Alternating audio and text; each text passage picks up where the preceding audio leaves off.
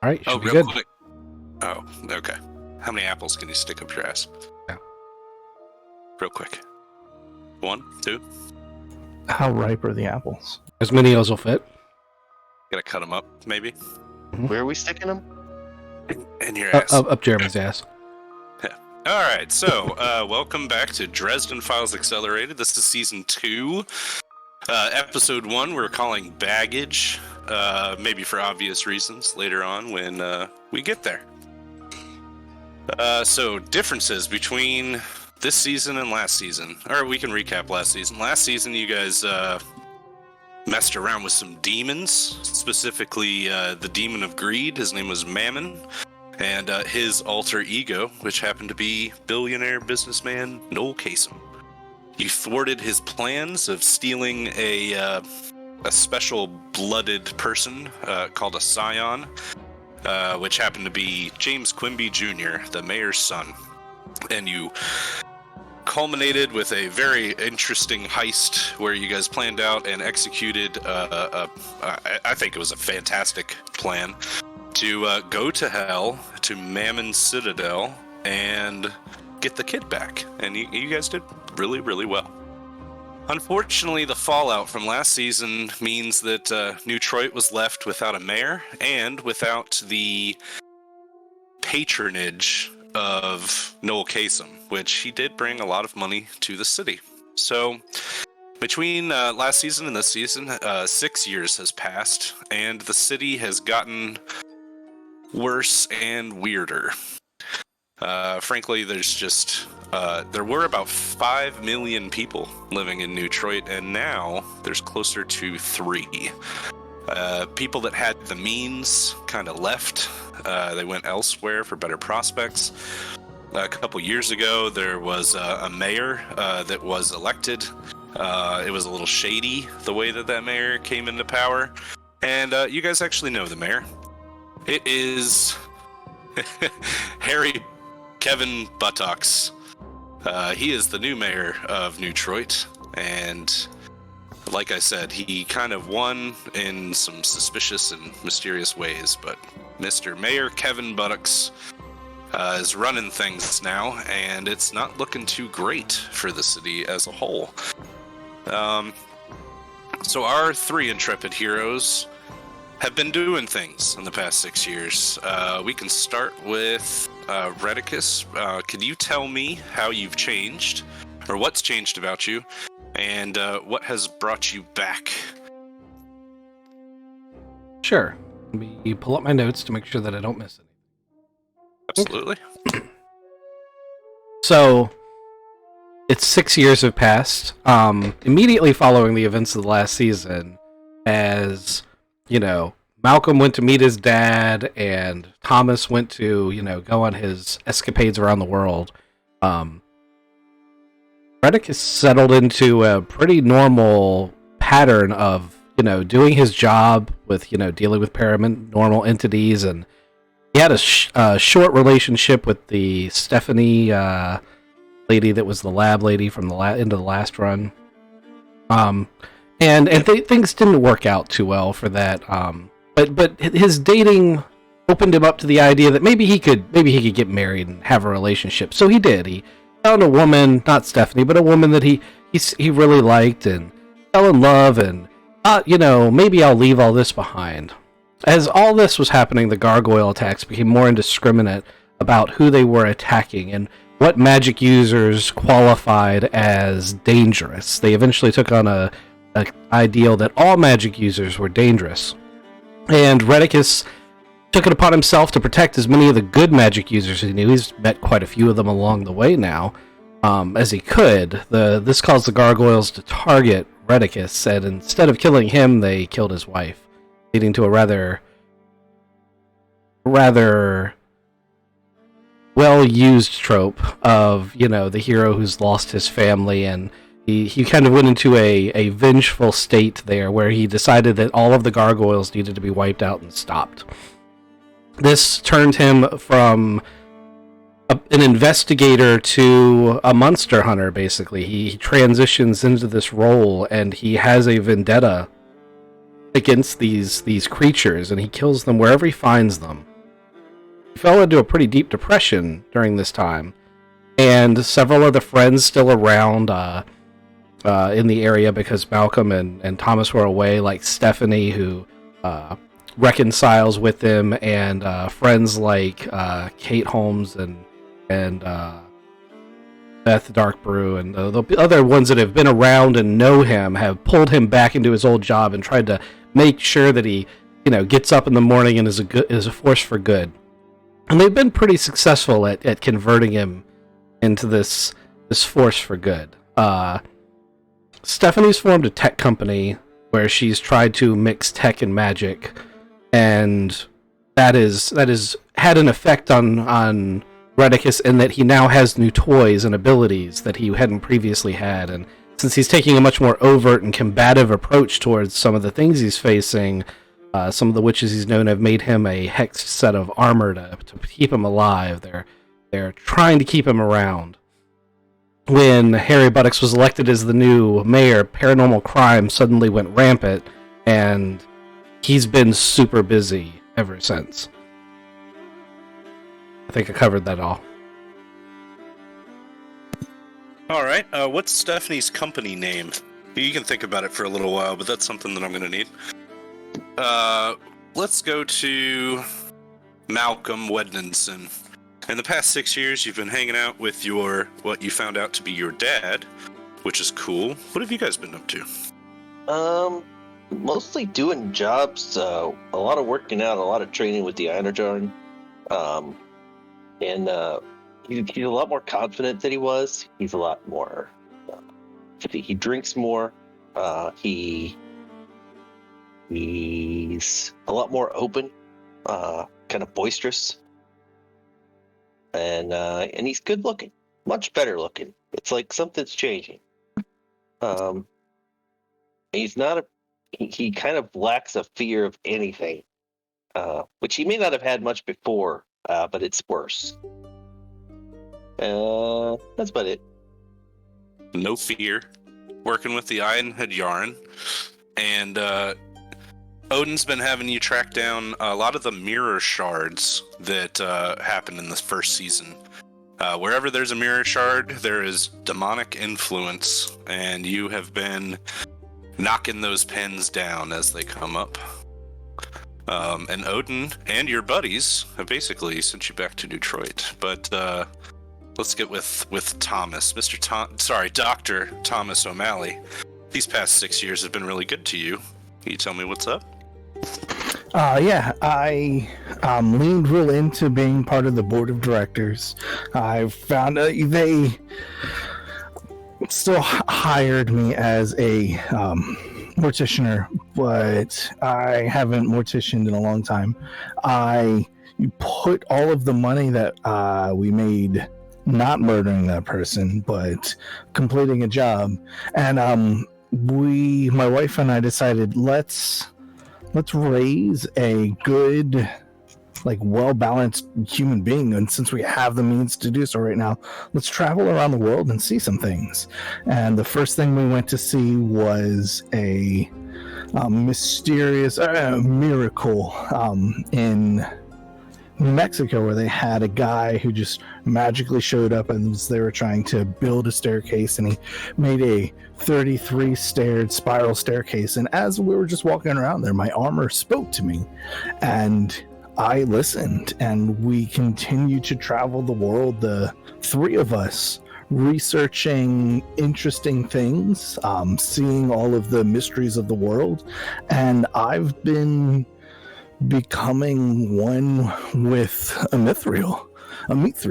I can she grants her it's a he, right? We can say they. It's kind of genderless. There you go. Yeah. The angel grants me their power in very specific ways, and it's helped me fight fire demons, and I've been investigating the Cyber Sutra. It's a offshoot of the board of directors. They have been doing some interesting science with the souls and intelligences of different creatures, and it's been fun. Rachel is still super supportive. Rebecca is growing up. Rebecca, when she was 12, so 3 or 4 years ago, we started involving her more in the mysteries. She still can't go out in the field because that's too dangerous, but we tell her all about it, and she actually has good ideas. Like, she's not overwhelmed by everything. It's been fun, and I got a cool lead that brought me back to Detroit, and I'm glad I can see all of you again. I'm sorry you had such a tough time. You could have called, or we'd come back. Yeah, we'll jump into that. That whole conversation probably needs to happen, but let's go back to what happened last season. We'll jump into this. This is just some shit that I wrote out just so we can be on the same page. So the sudden and unexplained disappearance of the city's most wealthy philanthropic businessman and the city's most beloved mayor caused a large hole that ended up being filled by highly incapable people. Crime rates skyrocketed, people started disappearing in droves, and the people with the means to do so fled the city. The whole situation has attracted unwanted attention from creatures of the Never Never, and things that go bump in the night are alive and well at night here in Detroit. But right now, it's a beautiful and clear afternoon, but it's rush hour, and heavy traffic noisily crawls over the dilapidated streets beside abandoned buildings and heaps of trash. Honks and blaring sirens are joined by bumping sound systems and barking dogs, and the city has seen rough times. We're gonna go as our Raven camera real quick over here by the newly tagged mental asylum in Detroit. This was a big Gothic-style church. It's now a mental asylum run by the hospital. The hospital is St. Andrews, so this would be St. Andrews Mental Asylum. But over here in the southwest, our Raven flies over the mental asylum, and the Raven spots 2 big-ass gargoyle statues that are on top of the mental asylum. And it flies over these gargoyles and down into the street level, where it alights on a wooden fence next to a residence, where it spies 2 wild-eyed, thin, red-headed men. They're placing luggage inside of a white van, and the van says Detroit International Airport on the side of it. Our Raven camera focuses in on the Detroit Airport employee jumpsuits and lanyards that these 2 red-headed twins are wearing as they get into the van and they start to drive out of the driveway and bump onto the street out front. Our camera pans into the back of the van and x-rays into the luggage as we see packed professionally into the luggage is a large military-style explosive, silently waiting for a trigger. I want you guys we're going to start this out by a roll. I'm going to give you the D100. I just need to know who is highest and who is middle and who's at the end. Here's the D100.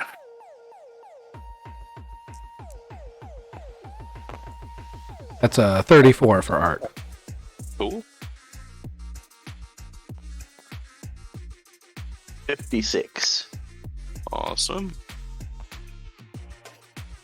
97. Jeez. Awesome. Thomas. So Thomas, you got off the plane, let's say yesterday. You got Rebecca and Rachel at home. You've been gone 6 years. You left people behind to tidy it up and make sure that the pipes didn't burst and all that stuff. But you got them all settled, and then you called your buddies to meet them at the Nine Realms Tavern over here by Old Trinity Solutions building. Ale house. It's an ale house. It's an ale house. Yeah. Sorry. Yeah. All right. So, Thomas, you walk in first to the Nine Realms. And in this tavern, this ale house, there are 9 bar stools at the bar and 9 tables, each seating 4 people around them in the bar area. And there's also 9 columns that hold up the ceiling in this room. There are 2 people that work here constantly, and there are some patrons here that are of magical abilities. But you're the first to arrive of your friends. Where do you want to sit? What do you want to do? I'd like to get a seat right in the middle. I'd like to order a round. I'd like to order 2 rounds. It's been a while since I've seen everybody. I want the table full of ale when everybody comes in. Excellent. All right, Malcolm, with your 56, you'd be walking in second, and you walk into the Nine Realms, which is very familiar to you. And you see Thomas sitting there in the middle of the floor. Yeah, I see at a that table. Thomas has 6 beers for himself. So I go to the bar and I also order 6 beers for myself. I'm sorry, mead for myself. Awesome. And I sit down and start drinking those with a big grin on my face. The bartender, is her name is Hetzel. She is a very large woman that has worked here forever, and she is happy and jovial as she hands you your beers. But she knows that you're going to drink them all anyway.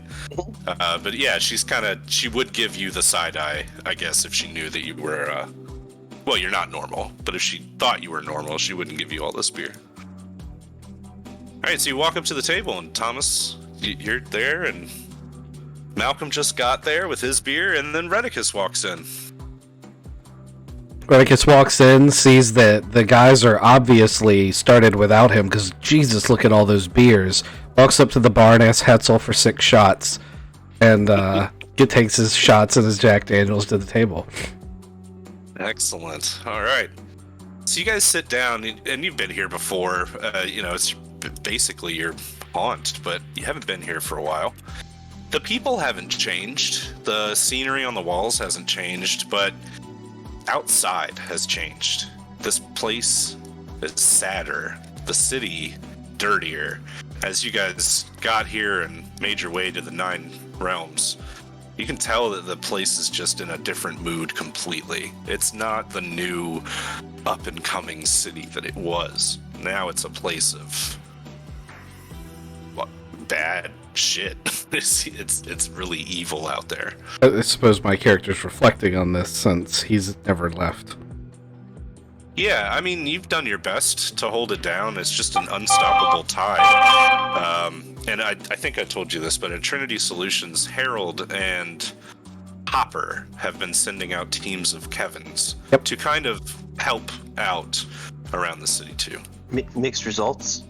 Mixed results. Sometimes they don't come back, but a lot of the time, Hopper has good command over the Kevins, and he gets some shit done. So, I know that Thomas has an issue that he would like to talk about, and I know Redicus has an issue that he'd like to talk about. But you guys get good and lubricated and catch up. And then, who wants to approach the subject first? I'm not positive Redicus would want to openly talk about it yet. Okay. I mean, if he's asked what he's been up to, he's going to fill in the backstory. He's not going to hide it, but he's having emotional difficulties with that. Malcolm probably hadn't stopped talking about his adventures, so you guys are going to have to interrupt. Yeah, so Redicus is just drinking quietly. He's happy to hear that his friend's life is going good. Malcolm has fought dragons. He's conquered so many other things. Not polite to talk about. He's got a weird relationship with Beth and the other lady that seems to be going great. That more is giants. A threesome that they've got going on there. Yeah, more giants. Lots of giants. Man, 6 beer. I thought we were gonna share these, but I call for another round. I finished mine. yep. I'm gonna keep up too. I promise. I asked Hetzel if I could have the bottle. Oh yeah, you've got a tab going. Oh, okay. That I asked Hessel, so I can have the keg. She'll go and pull it one-handed up over her shoulder and bring it out to you and tap it again. Like a fresh keg, she'll just tap it next to you. Oh. And then she says, you know, your brother comes in here, Thor, he comes in here all the time, and he can drink 5 kegs a night. So we keep it stocked pretty well. I raise one eyebrow, and I start on my first keg. I wink at her because I know what she did there. The tab comes a paying sometime. So you guys, I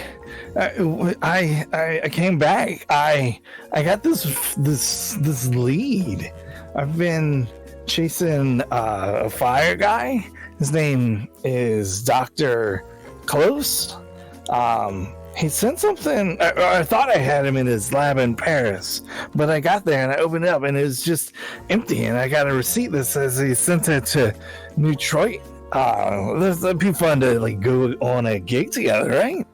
Journey Solutions at 3OS, back in the saddle. Old times, yes. I'm in. That's super easy. Oh, sorry. Did you say we were gonna go kill fire? I can do that. I can kill fire. We have a fire truck. And then Redicus is visibly swaying back and forth at this point. Yeah, we should probably start. We can look at it just later, but I got an address for it, and he's got like a real heavy thing, and yeah, it's just he's part of the cyber suche, and yeah, it would be cool to see you guys again. Also, Redicus, you had a whole life here. I'm sorry we left. You could have come with us. I mean, I've got a life here. We can talk more about it at some point. I'm not feeling so great. We gotta at least watch him finish his second keg. He says he's gonna do it too. I think he's at 3. How many are over there? This is still the first one. I don't know how long you guys are planning to stay here. So. It looks like 3 to me. I see too, but if I'm drinking, you guys got to be drinking. So down the hatch. This is all right. So, what is the clue that you found in Paris? You want to take that out and plop it on the table? Yeah. It goes right next to that throw up stain, but not next to that like crumpled up napkin. All right. So he pulls out this slip of paper that has been folded a couple times, and it says, "It is from the Department of the Treasury of the United States Customs Service, and it is inward cargo manifest for a vessel.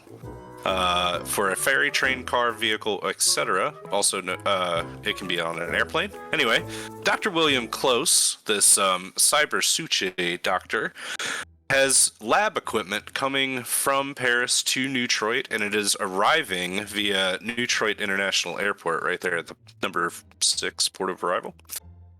So he has labeled this box as 800 pounds, and there's just one of them, and it comes in today at the airport." Oh man, we're gonna need some of those special potion things that make me not drunk. I mean, yeah. I have no idea what that is. I pass you guys, wouldn't he? Yeah, it's made out of coffee. Smells like roasted coffee beans and a little bit of cinnamon. And ass. When you pop the top, it does. It like tastes like ass, but it smells like coffee and Adderall.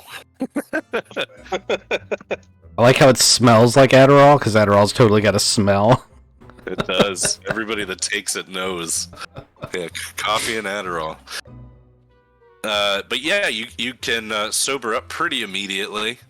You're not completely drunk. And these little potions are made by Beth and Katie. They make a lot of really neat shit for you guys. And they've got a pretty decent coven going on now. So if you ever need any help from the ladies, that's the ladies that I'm talking about when I say it's the ladies. We've got a coven of 13. You have this clue now. Where would you like to head? It's about 5 p.m. It sounds like we need to head to the docks and intercept this thing. Although we have an address. Oh no, it's in France. No, we're going to the docks.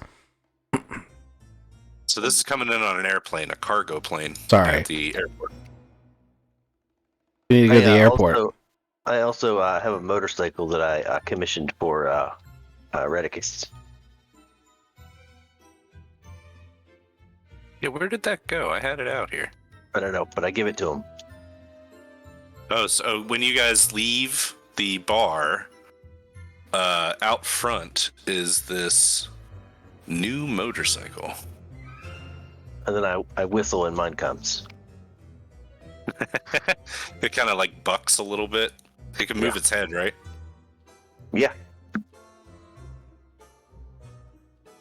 I gotta find the bike again. It was a while ago. Yep. We haven't played in a month. Yep.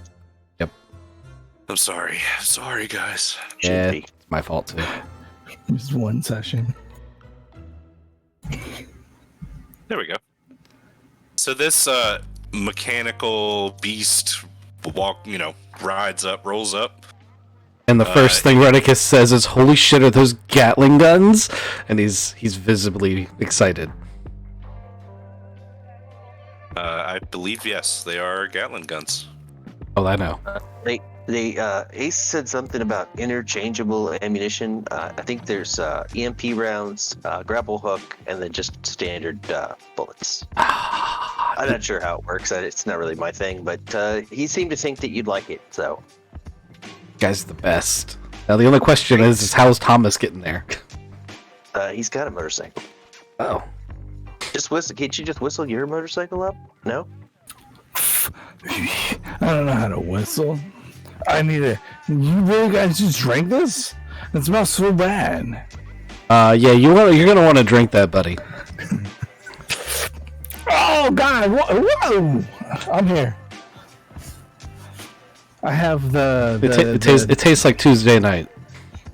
I can taste the carpet. Yeah, so I got my weird motorcycle. The dead man motorcycle. Yeah, I'm trying to find it. Uh-oh. That just stayed here, and some random guy from the board of directors has been riding it around. Yeah, you put it in your garage. Yeah. I don't know. David, if you have it, can you repost it? Yeah. Thank you. I'll import it in a second. I should have whistled and called a cab. Look at me right there. Whistle and call a cab.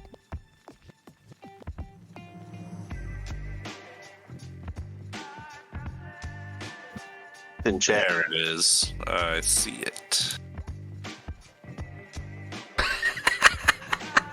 And let there be motorcycle. I just saw Thomas's new icon. Isn't it great? It's fantastic. It is It is awesome. fan-fucking-tastic. It's good. You don't know how many times I put John C. Reilly as a samurai into the AI generator. Oh man, I got some good ones out of it. Is Well, that one of them, or did he come up with that? That was all him. Yeah, it's got the Japanese kanji for angel written in blood on it. What a detail. Holy moly. With a smudgy fingerprint. Nice. I also have your second state. That's your angel mode. Yeah, I was hoping that would be a surprise, but surprise! My bad. No, we don't have to talk about that. Here, I've got a surprise too. This was what I was gonna do. Let me see if I can pull it up.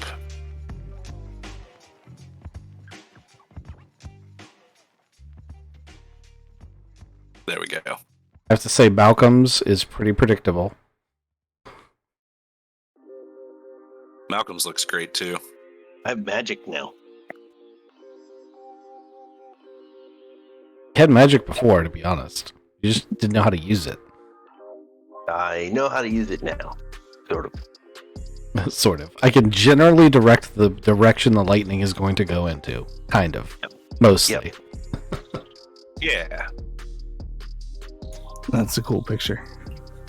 that was the AI. It did a pretty good job. It just took like 25 iterations to do that. So, around 5 o'clock, you guys have your motorcycles. Do you wear helmets while you drive down the Detroit city streets? No. Redicus, Okay, Redicus does not fear death. Yeah, no, I do not wear a helmet. Practically invulnerable. I'm using one hand to hold my hat on as he's rolling. When I say when I say I don't fear death, Redicus doesn't fear death. He doesn't believe in any way, shape, or form that he's invincible. So Well- you don't fear death because you kind of know what's going to happen to you anyway? Yeah, like I've accepted that at some point during this vendetta I will probably die. All right. So you're leaving the Nine Realms. You're putting your helmets on. You're about to climb on your motorcycles, and this tiny little old lady walks over to you, Redicus, and she says, "I have information. I need to tell. You're with that private investigation company, right, son?" Yeah. Trinity Solutions, who are you? My name's Karen, and I need to See the talk manager? to somebody. I was a manager for a long time, but let me tell you something. There's a gentleman in my apartment building. I'm pretty sure he's been doing crazy magics. At night, he's chanting, and it's keeping me up, and I'm tired of it. It's been happening for years. No one believes me. The cops won't come. They say that it's my problem, and I can take it up with him, but he's a gangster. You So- should see all the stuff he's got. It's ridiculous. I pull one of my cards from my jacket and I'm like, ma'am, please call my office and make an appointment and I will look into it. Oh, okay, sure. She takes a card and she says, he's a right bastard, that boy. So if you go over there, I'll call your office. We'll deal this. You look busy. Okay, whatever. And she takes the business card and she takes out her cell phone and starts dialing the number. Oh my god. Poor Atticus. Oh, I forgot to say, Atticus is no longer around. What? No, that can't be. Who's been answering my phone calls? Hopper and Harold. Oh, that's it. Nope, never mind. That's so much better. Yes, they're doing some Trinity Solution stuff. So Hopper answers the phone, and you can hear this Karen like, "Hello, is this Trinity Solutions?" And then Hopper's like, "Yeah, what do you want?" She's like, "I have a complaint." And you can hear her trail off, talking about you. We're revving our motorcycles every time she talks. She gives you the side eye, and then she like walks away. As she gets further away and starts to yell, I let off a few rounds. Hopper's like, "Yeah, that's them. Okay. What do you want us to do? He's kind of the boss." All right, so where are you headed? Airport. Airport, apparently. Airport. It's like a dock, but for airplanes. Yeah, sure. Airport. All right. So you guys cruise the streets of Detroit, and you guys move. You know, from your side on the east side, the airport's to the west, and through Right in the middle is still some upper class, like residential property. And you guys are traveling through this upper class residential neighborhood. And it's got older single family houses and like sidewalks on each side of the road. And the sidewalks have large boxwood shrubbery that separates the sidewalk from like the manicured lawns of these like neat little 2-story houses. And up ahead and on the left, across the lane of traffic and on the sidewalk opposite you guys, you see a man jogging towards you. He's a slim and middle-aged guy with a thick peppered beard, and he's wearing green Under Armour shirt and like jogging shorts. Has at least 10 points. As he's jogging, a wet purple rope is lassoed around his neck and he's yanked bodily off of his path, and a hoarse scream is cut short as the man disappears into the boxwood. What do you guys want to do? I'm going that way. All right, so you're going to stop your bike No, and get no. off? No, I'm going that way on the bike. I think that's what he was going to do. That's exactly what I'm going to do. So you're just going to drive up the sidewalk and onto, like, through the boxwoods? Yeah. Yeah. Jump in there. We're going to hit one of them. Time is of the essence. All right, so let's get a chase scene going. Thomas, are you following them? Yep. From a distance. Yeah, they like jump the curb. Thomas is like, I got a lot to live for. Right. Thomas is like pulling up to a parking meter, parking the bike. Do you guys think? Oh, they're gone. It can't be more than an hour, right? It's just into the hedges. Oh, it's no. like right across. If this guy's running on foot, I'm going to chase him on the bike. I'm looking forward to some parkour on the bike. All right, When you so say I'm going parkour, do you just mean running him over? Eventually. You're gonna run him over and say parkour? I mean, if it happens that fast, yes. I'm like, oh, I didn't get to use the guns. Okay, so I need you guys to give me a roll to basically drive through this very thick hedge of boxwoods. Oh, here we go. I think it's a forceful kind of approach that you guys are trying to do. Oh, I'm going to fail.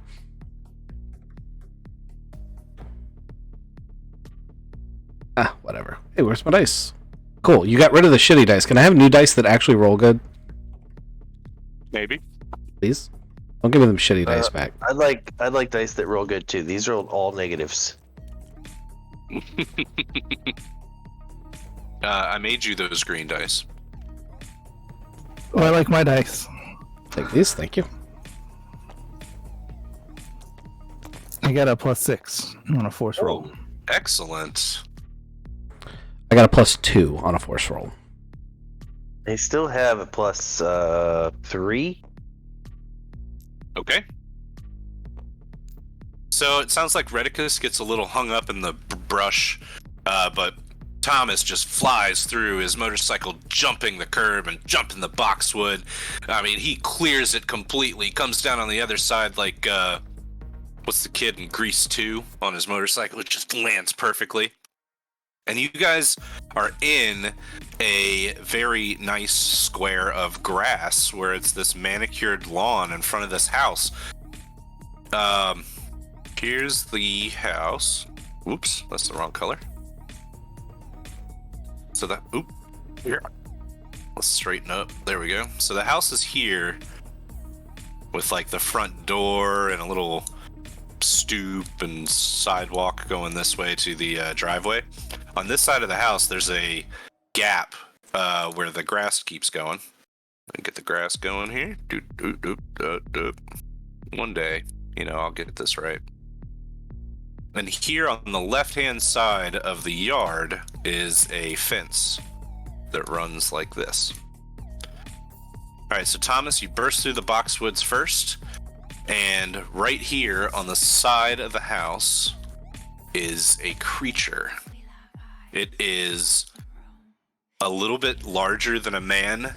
It's got yellowish purple skin and you can't even see its eyes, but it's hunched over. It looks like a frog that is also a man. and it is running probably at 35, 40 miles an hour. And it's leaving a slime trail behind it.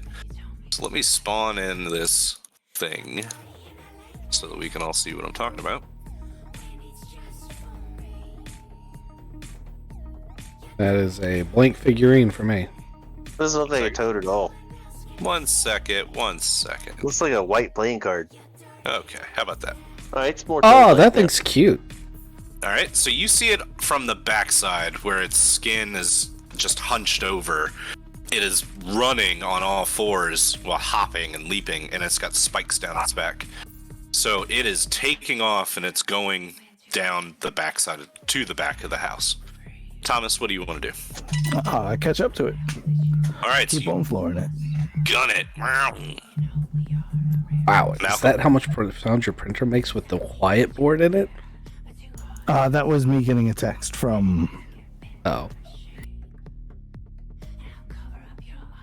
You can't hear it. It's running right now, though.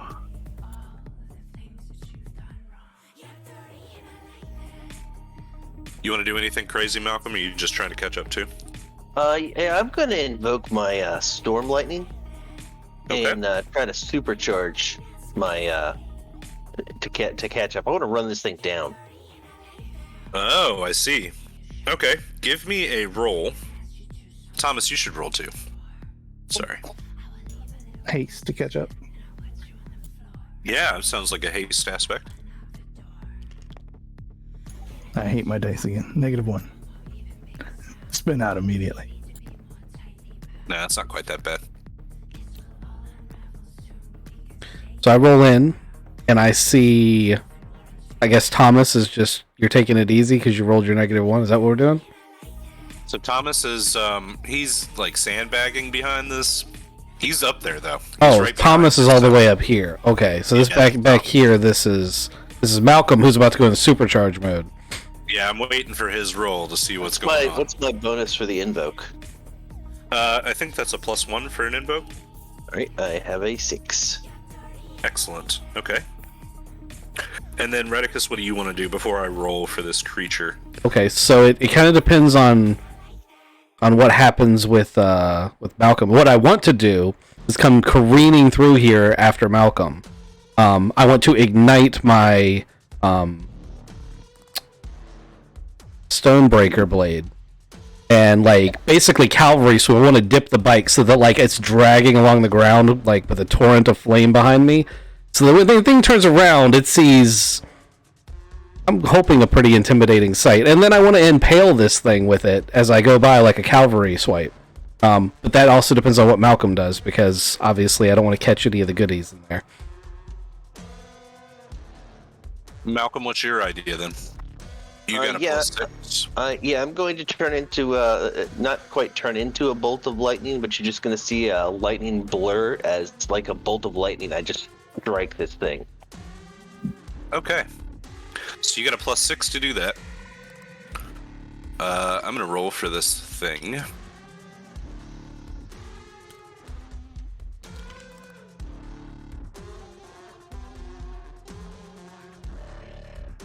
Ugh. That's not good. Not good for me at all. Alright.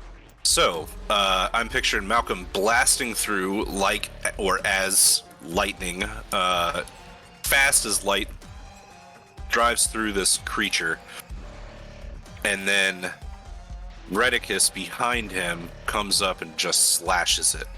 So a bolt of lightning just lances through this thing, and on the other side, Malcolm comes out more physical than lightning bolt, and then we've got Redicus charging up behind him, giving them 1-2, and slicing this thing open. High or low, guys? High is good, high is bad? High is bad. High is bad. Do I have to take the same, or can I do opposite? Nope. You guys, it's high is bad now. We'll see what I get. Okay, that is a 96. High is bad. Alright, so you, Thomas will see this more than in the other guys, unless you guys want to turn around in your saddles and look at this thing. But Thomas, you see clearly that this bagger is, or I'm sorry, that's what I've been calling these things. It's a frog. It gets completely cut in half, and the man inside of its mouth bag thing, he is also killed in this process. But yeah, blood, guts just go everywhere from this 1-2 punch from your friends, and right here in the backyard, this creature croaks. What do you want to do? It's dead now. Sew that guy back together. I don't know. Do I have any more thread? No, but he's dead. The jogger, he's dead. Keep going. We got to get to the airport, guys. We didn't save that guy. Look, we saved the guys that he would have gotten after that guy. So We also saved that guy from a terrible fate. see, silver linings. Can I take a sample of the goop? Sure, yeah. Write that down. Is that thing turning into ectoplasm now? So, after about 45 seconds, if you want to stay here, it does turn into ectoplasm, but it is not the same ectoplasm as you've seen a million times. This thing, instead of the colorless gray goop that is ectoplasm from something from the Never Never coming here, this thing actually melts into an orange and pink, like, glowing ectoplasm.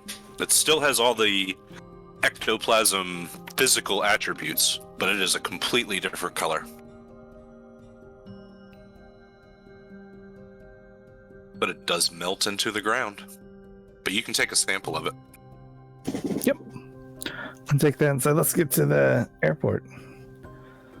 You got a contact with the police? You want to tell them there's a dead body here?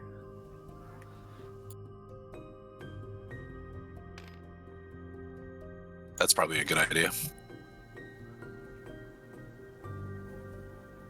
I was actually gonna say no. It's just a Tuesday for them. I was muted, but yes, you hadn't finished saying you want to call the police, and I had said no.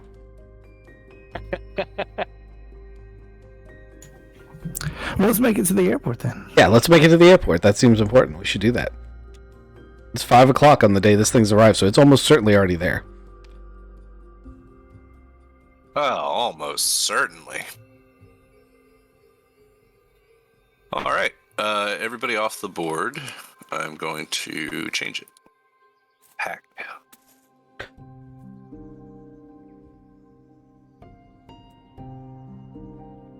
Hey, look, an airport.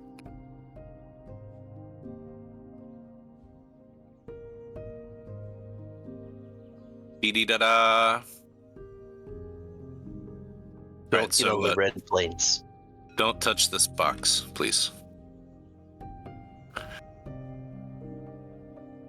All right, 10-4. so super busy Detroit International Airport. You guys have been here a couple times. Thomas, you were here fucking yesterday or whenever you came in. You guys all know that this is the big central terminal. I do not have an interior map, but if you go in there, we can figure it out. Basically, what is your plan to get into this high secured area with your crazy motorcycles and obviously carrying guns? Surely I have done a solid or two for somebody at this airport during my years of vigilantism. Okay. We still have our badges too.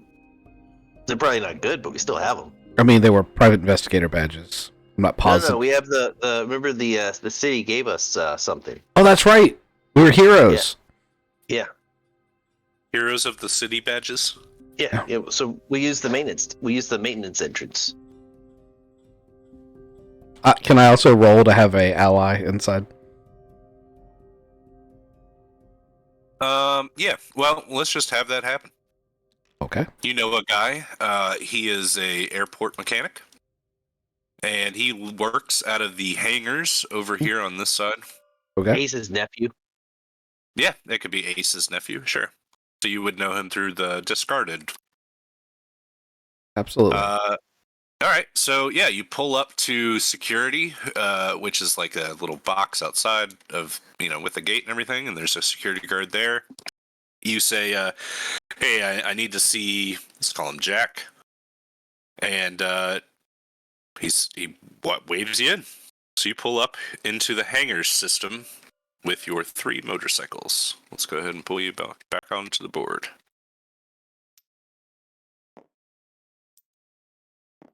So as you pull up to this side, the hangar doors are open. They're massive and doubled. And inside there are personal planes like jets and Cessnas that are lined up in here in various states of disrepair.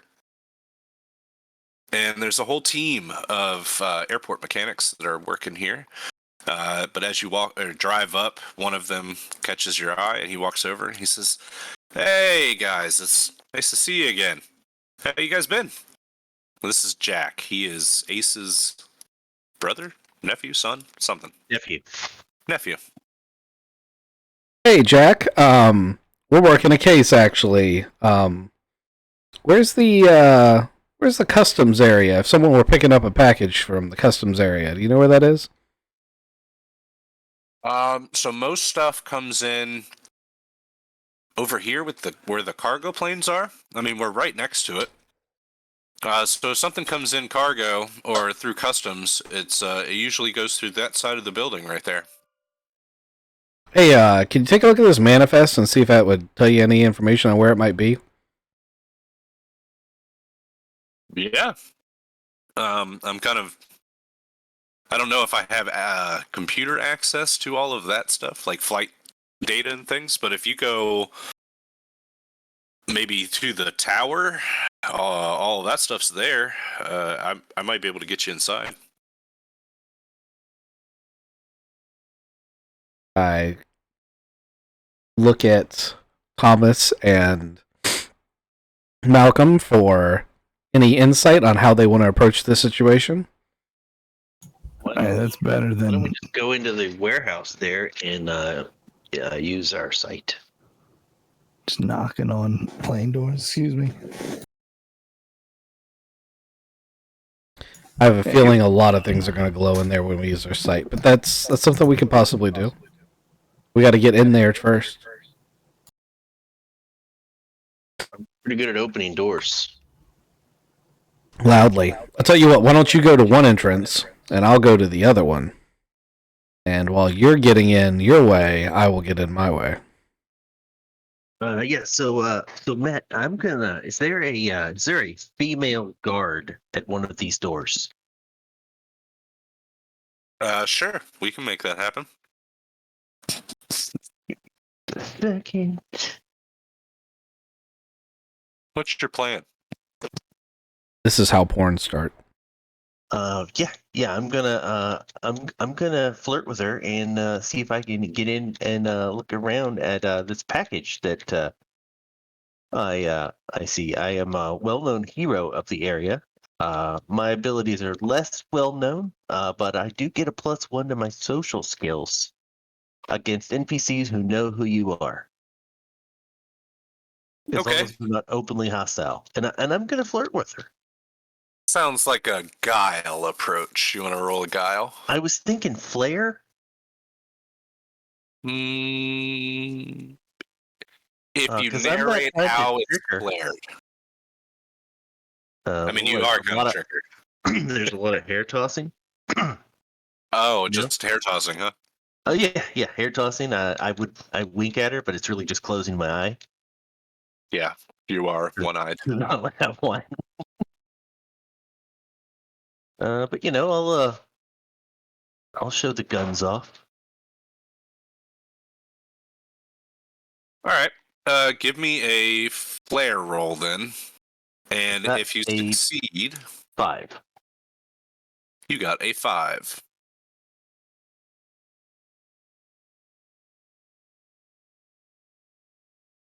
All right. So why don't you make a situation aspect here that is attached to this scene? it is you creating an advantage. So you would have maybe the aspect could be called insider at the airport, and she can walk with you and get you through security and shit. Right on. Okay. Okay, well, while that scene's happening, I'm going to go around to the side. If there are guards or whatever guarding a locked door, then I'll skip that and look for a window. It's a warehouse. There's going to be a way in. They're usually not that Loctite. So this being the hangar side, there are I'm picturing like doors with that are locked, but they've got like the lanyard access or whatever, little card access. But none of them are actually like stationed by security. Okay, well, lanyard access usually means a magnetic lock, so I cut the power to that and slip in through the door. It won't trigger a direct alarm, but it'll get them investigating, but by then I'll be gone. All right. That sounds like maybe an intellect approach. Roll that up. And then Thomas, what's your plan? I was following Redicus. Okay. That's usually the smart move, although I have to say his approach went much better than I thought. Redicus is only distracted. I got a +4, by the way. Is only distracted by the fact. Oh, sorry. No, I got a +5. By the fact that there's no hammer sounds. Right. Malcolm is literally just showing off, like lifting things that should be too heavy. Yeah. But he's doing it with like one hand, and he's not even breaking a sweat. He might even pick the guard up if she lets him. I think she's gonna let you. I think you're. I don't know how that would work. But that's on the table. So I feel like we get in. It's Redicus and Thomas, and we're like, how come he hasn't busted in the door yet? And then we see him walking with the guard, and we're like, what? How? I bet he's gonna pick her up. Yeah, you would say that. While I'm doing this, I'm using my sight to see if I see anything. Okay. So yes, you guys with the sight can see some things. But let me get this straightened out first. This is the inside of this place has these big, long conveyor belt tables that are running luggage to and from. There is a pretty busy scene here with lots of dudes on forklifts moving things around. And the things that jump out at you guys are large crates that are here at the end of these conveyor belts. So these two or three have conveyor belts too. Just not trying to be lazy. I got to draw them out. These crates would say be much, much larger than the other crates. These crates are. I think the best way to describe them is they are large enough to hold a gorilla. How about that? Right on. And they are glowing with, well, the crates themselves are not glowing. What's inside? There's something inside them is, yeah, there's maybe some damage to the crate on one of them, and there's a little hole, and you can see something glowing on the other side. But both of you guys will see this, or all three of you guys will see this at the same time. I think Thomas and Redicus are going to start over on this side. And then, Malcolm, you're walking with this woman, so it might be a little weird for you just to be like, I gotta go smash that crate open. So. Oh, no, I'm not going to smash the crate open. I'm going to ask her if she thinks I can pick those up. Oh, that's your plan. Yeah. And then, of course, I'm going to pick them up. Well, when you say, hey, do you think I can go pick those up? She's going to say something like, you can't touch other people's stuff. I said, do you think I can pick them up? Not like I'm asking permission, but like, I bet I can pick those up. Yeah, I bet you could pick those up. I don't think you should pick those up. Like, those guys on the forklifts pick those up. So. But I am a forklift. Yeah, you look like you lived in many I'll do a forks. peck pop at her. Yeah, that's real nice. You wanna come with me over to the break room maybe, and I can see those pecs a little bit better. I guess that's what we're going to be doing now, and the distraction. Okay. Okay. Hey, Go Thomas. distract. It looks like we're gonna need a truck. I grab a set of headphones and a bright yellow jacket that's sitting right here by the exit that we just kind of walked into to try to blend in a little bit better. Yeah. Right. How many cameras are in here? There's a fair bit of camera coverage in here. All of it would feed back to the airport security, but you also see a lot of guys in here with like UPS uniforms on, FedEx uniforms, and things like that. They work for specific companies here that use the airport. So each of these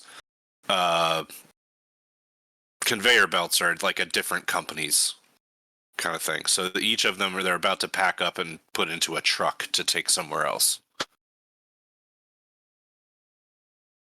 That's what these are staged for. Okay. Are these both going on the same truck? Can I tell? If you walk over and look at them. I sure will. Just run me over, why don't you? Sorry, I'm just gonna read the manifest, see if it matches ours. Okay, so the one that Thomas is at, you walk up to this crate, and as you approach, the lighting in this building kind of shines on to your back, and it casts a shadow on the crate. And as you walk in front of this tiny little hole that's in the crate, you hear and see the crate move, and there's something inside of it that shied away from your presence. It was maybe looking out the hole, and as you came up to it real close, it startled it and it moved backwards.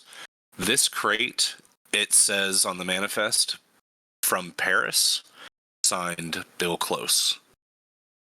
Victor, the crate you come up to has a manifest on it, and it says Eddie Tomlinson. I'll pull out my phone and snap a picture of that. Okay. Okay. There's definitely the crate that you're at, Redicus. It is glowing from within. Something's definitely magical in there. I walk up to Thomas. I'm like, okay, so looks like there's more than one of these things, but you got a manifest for this one.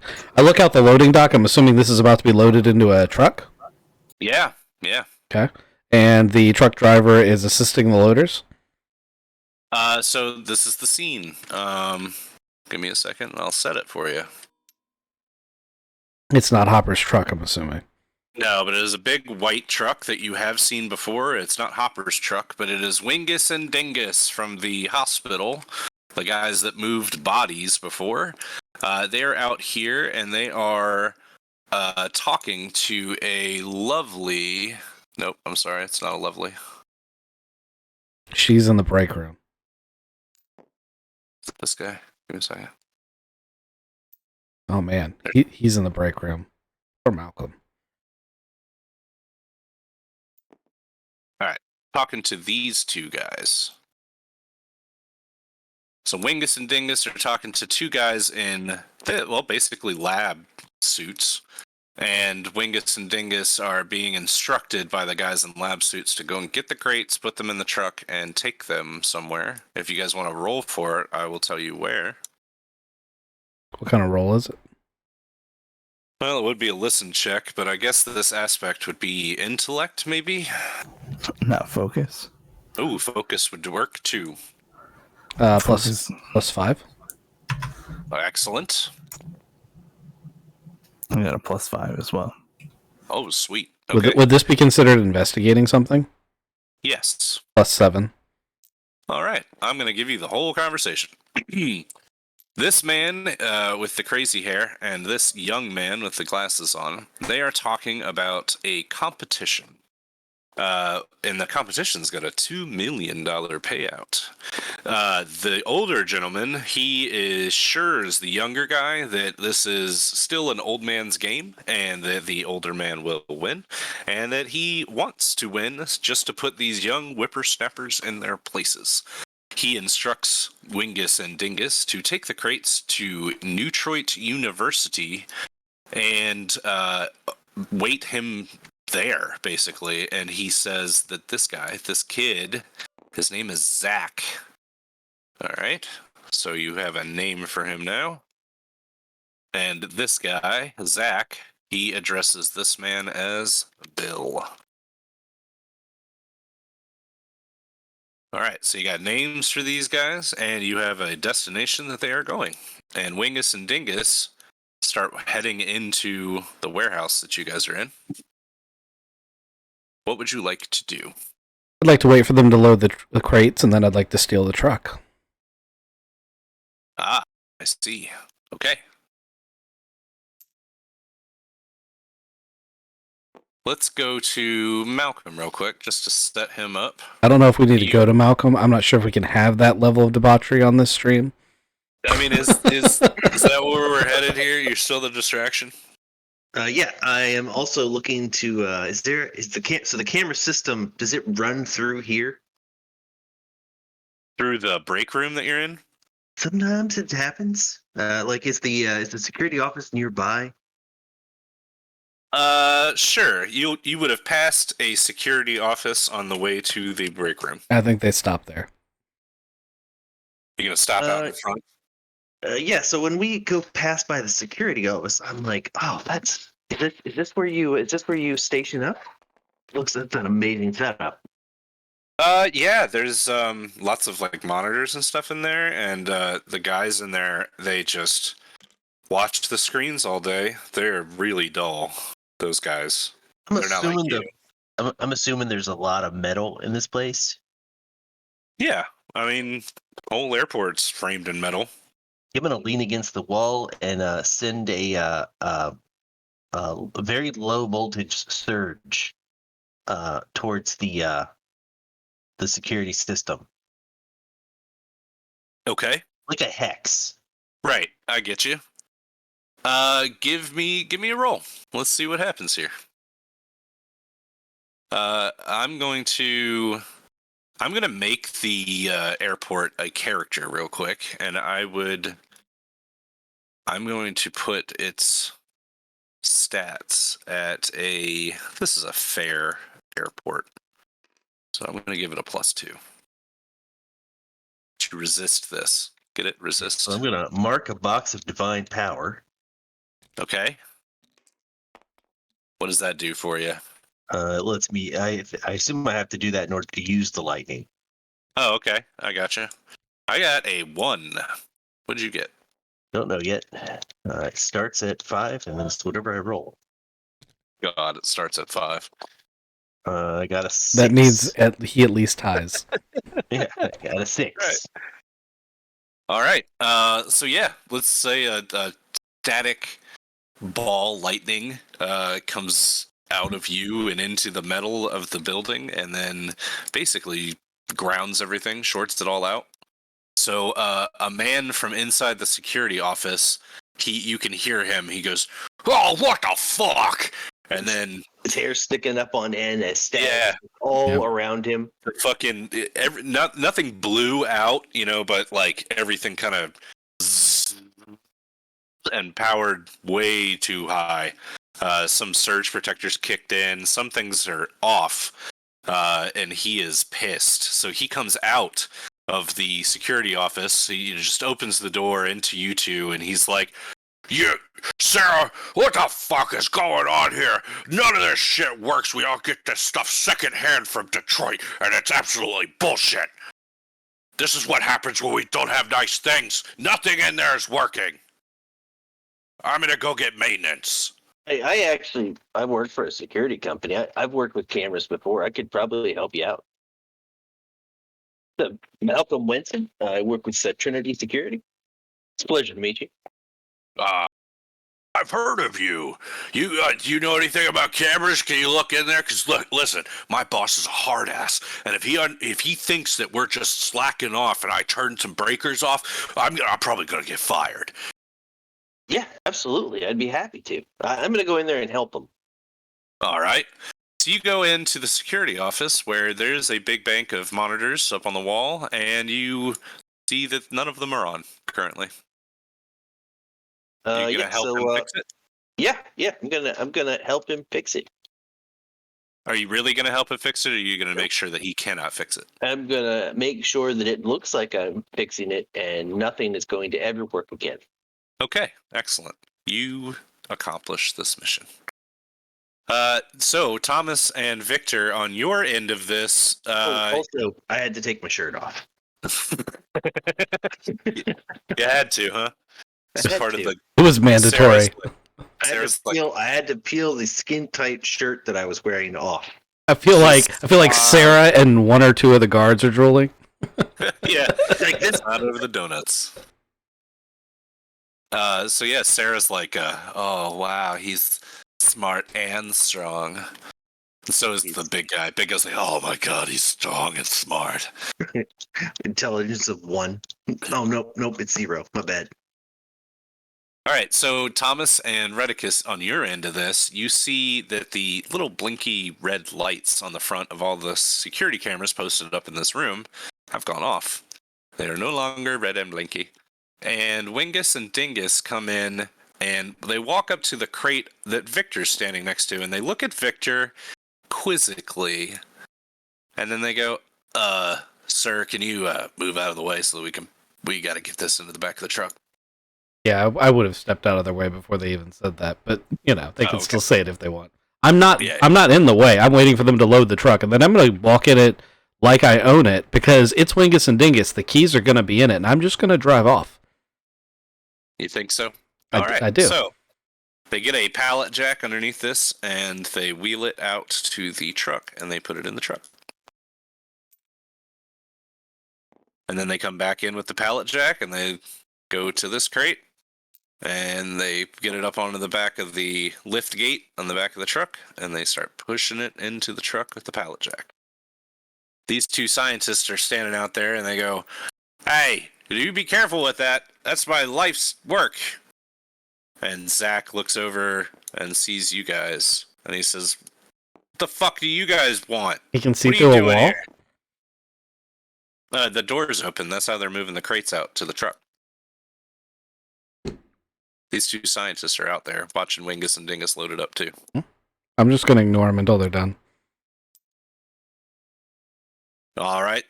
Well, Bill, I think that we should head out. And Bill says, yes, we should. And they pick up, one of them, Bill takes his cell phone out, and he will call a number, and this lady shows up very, very quickly.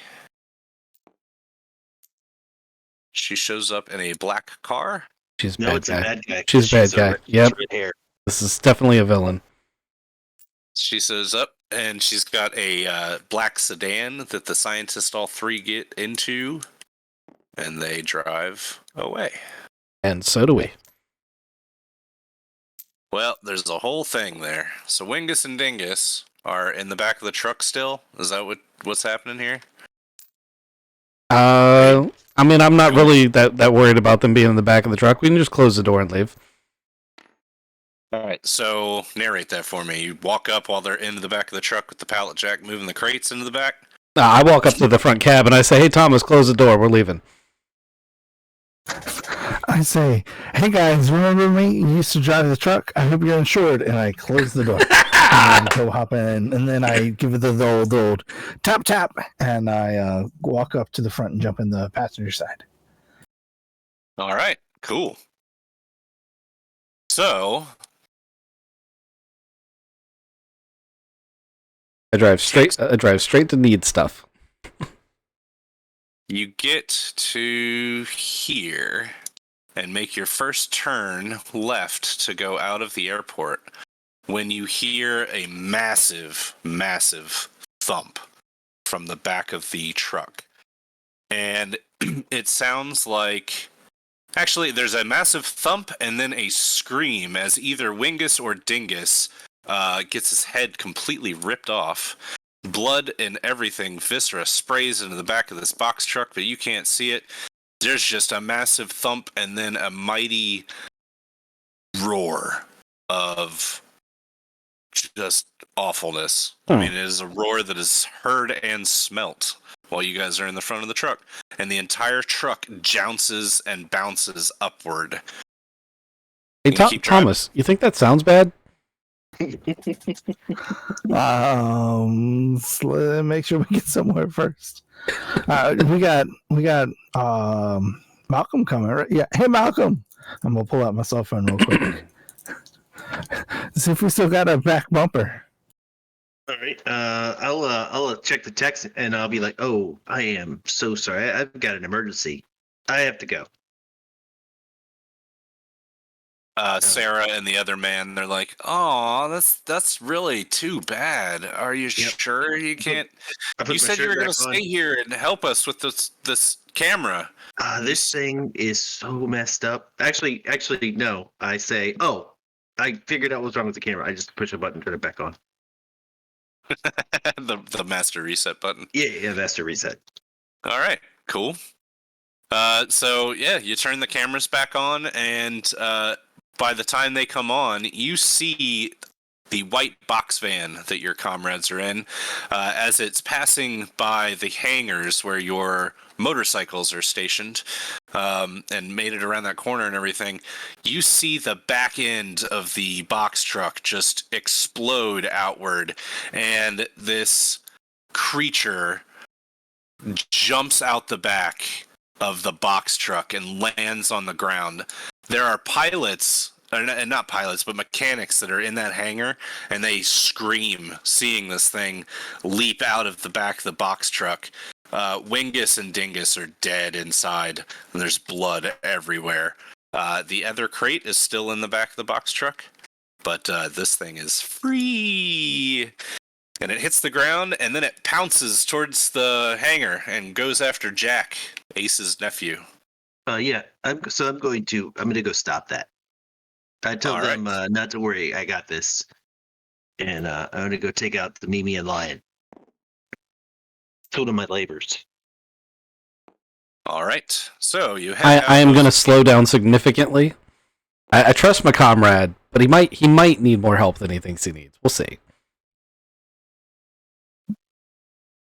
The Scorpy Lion jumps onto Jack's chest, and he just pounces right onto Jack, and then the scorpion tail comes over the back of this jag lion scorpion thing and just starts stinging into Jack's back. He arcs backwards in just pain and screams. Can I catch the stinger before it does that? No, he's dead. You killed Jack? Damn, killed Jack. He was just like, no, he's just dead. So, he's dead now. So it's dead, Jim. He's dead. That's how this works. Jack, I like him. Damn. Right, he was gonna he was gonna take our bikes back. Yeah. Part of the plan. So you slide up on this cougar scorpion. Mountain scorpion? Cougar scorpion line. I don't know. We'll call it something. It sounds cool. But you roll up on it after it kills Jack, and it's just eating Jack's face with its scorpion stinger in the air, hovering. What your plan is to just smack it? So I was charging over here because I knew this was going to happen. And when I see that Jack is killed, I am enraged. And I'm going to pounce on it with the hammer. Okay. Give me a roll that it's going to oppose. I would like to invoke rage. I would like to rage. Yeah, I don't know if that'll get me anything, but I'm doing it. What, Jeremy? What is wrong with these dice? These dice are awful. Those are my dice. I rolled 4 minuses. I got a 7. Okay, well, I basically crit fail. Are you sure I can't save him? I mean, that is okay. So that is extraordinary. He's still screaming. He's still got poison in his veins, but Jack is still alive. Yeah. All right. So is this thing dead? The cougar scorpion? Yeah. No, you smack it, but it's not dead. You want to describe it? So I hit it. I went to pounce on it, but I didn't jump far enough, and so I just landed and kept running. And I did it's like a running charge where as you hit with your shoulder, you hit it with your hammer, so all your momentum is just knock it straight back into the wall. Okay. It's out this crazy unholy sound as it smacks its back up against the wall. And I will toss an anti. Hold on. One of Beth's anti venom. Yeah, that's it. An anti-venom. Anti-venom potion. Okay. I'll spend a fate point if you need me to. You're going to toss it back like drink it? No, I'm going to give it to him. Oh, you're going to give it to Jack. I see. Okay. Yeah, let's trade a fate token for that. Here you go. Is that a fate token? That is not a fate token. That is an aspect card. I don't think I gave you guys fate tokens, but each of you would start this episode with 3. So here's 1, 2, 3. And then your 3, Thomas. And your 3. There we go. Sweet. I got a fate token. I should have 3 as well.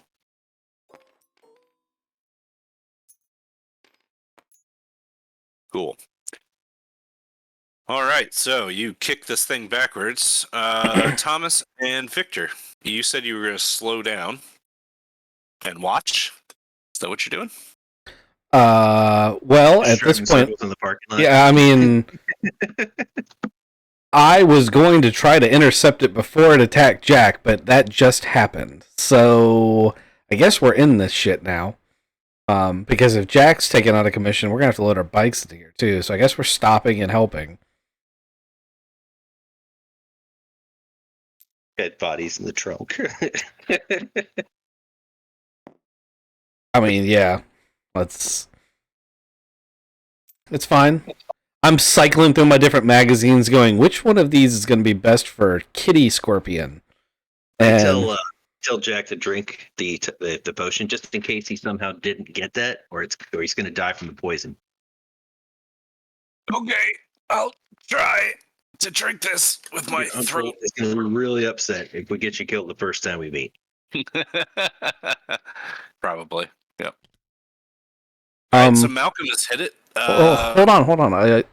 Yeah. Can I use my clock, my watch, and go over there and manually give Jack the potion? Like, can I bridge that distance while time has stopped and give him that potion and then take an action to shoot at this thing?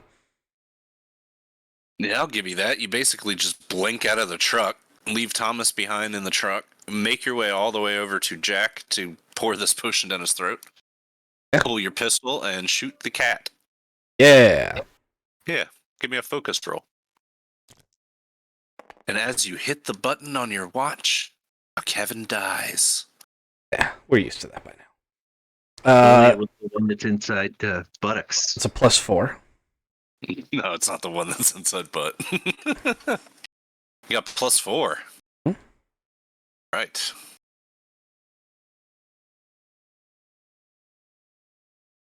It does not look good.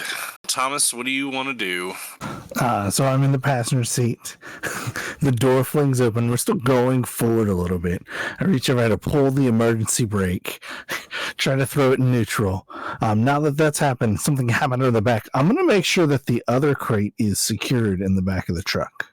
Probably a good idea, yeah. So you walk around the back of the truck, and there's 2 bodies of Wingus and Dingus that have just been mauled by this cat thing. There's multiple holes in them. They're still spurting blood, but the guys are definitely dead. The crate that's still whole in the back of the truck has taken massive damage, and the crate that had the cat in it is very much broken open. The one that's still in and intact, there's a creature inside of it. You can see it. It's like fluttering around. It's got a weird movement to it. It's flashing and blinking at you like, I don't know, it has massive wings or something. But it's definitely alive, and it's definitely in the back of this crate. But it's not getting out? Right now, it's straining against the crate. There's enough damage to the crate that it could get out. Did they open the back door, or did it, like, is there a hole in the back door? Yeah, the cat cut its way out. I'm gonna hold action and wait to see if it gets out. Okay. Sword drawn, holding my breath, waiting for the right time to strike. Good deal. It's a good time to strike. As the creature in that crate bursts from its restraints, its 12-foot wingspan just envelops inside of the box truck, and you see it strain against the truck, and the crate just burst out. What the fuck? I thought you said fire demon thing. That's a bat fly. Bat ant. A bant. Somebody's having way too much fun with their AI. This Shit. wasn't me. This was not me. Oh, thank you for that compliment. Yeah, I know, right? Thomas made these. So it's a bant and a squlion. A squlion. Squlion. Goodness. It does say band. A mountain squlion. I'm bat ant.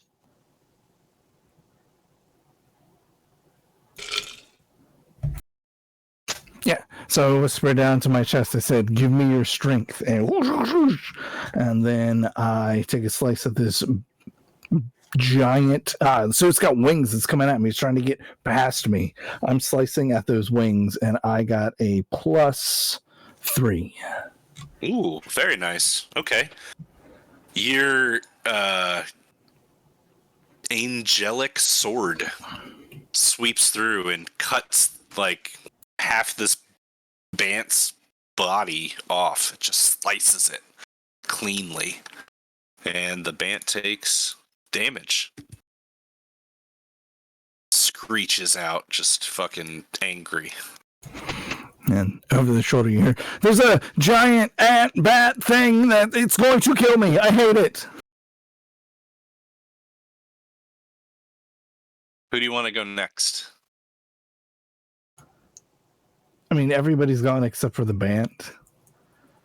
If we're going round wise. Yeah, that's true. All right, so let's do the bant, and let's see if it'll make it out of here.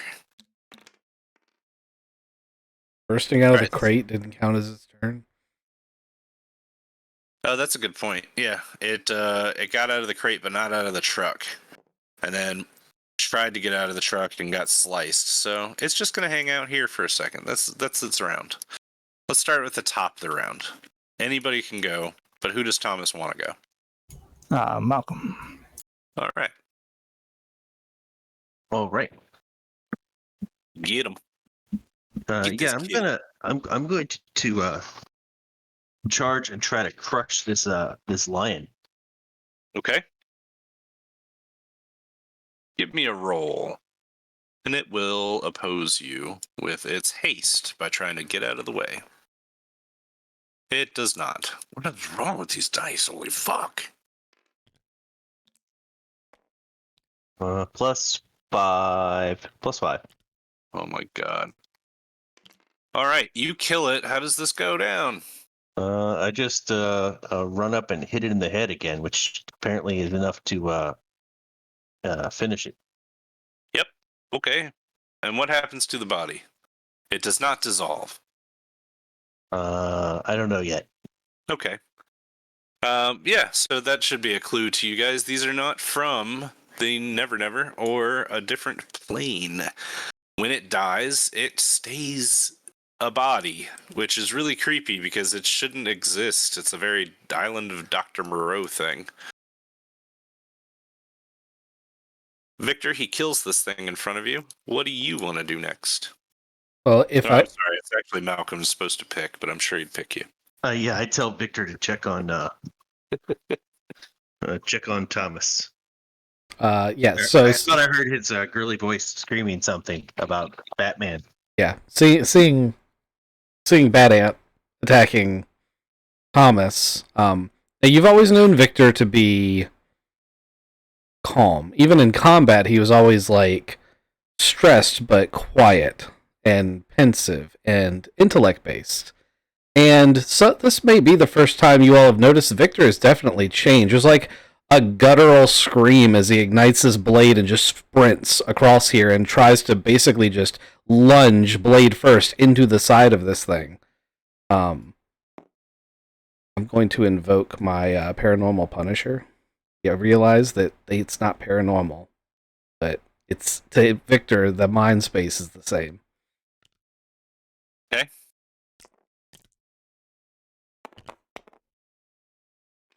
It's not fantastic. That's a 3. All right. I think that I should be able to haste oppose this. But I don't get a 3. I got a 2. So that's a shift of 1. You do some damage to it. So you're going to stick your blade into it. Yeah, I took a flying leap, so I'm in the air when I hit it. And I'll even trade the 1 point of damage if I can drive it to the ground and pin it there for the next round, for the rest of this round. All right, let's make an aspect for it that it is pinned. Yeah, and you've pinned it. It does not do the damage though. Cool. All right, so you're on top of this thing. It's flapping and flailing, but not flying. You notice that a lot of this is bat, but there's a bunch that is ant as well. Like it's hard carapace and its antennae. You're holding it down and it's screeching at you subsonically and ant-like. Crazy shit. Who do you want to go next? I would like Thomas to go next. Makes sense. Yep. Thomas now sees this thing pinned to the ground and is going to stab it as many times as he can. He realized that it wasn't just a giant bat, but there's like ant pinchers on there. And Thomas hates ants. He used to sing that like the ants go marching song, and he just gives him the willies every single time. Give it a stabby death. Oh my goodness. Oh, wow. Nice. Nicely done. That's a +7. You're going to kill it. What happens when it... Yeah, tell me about it.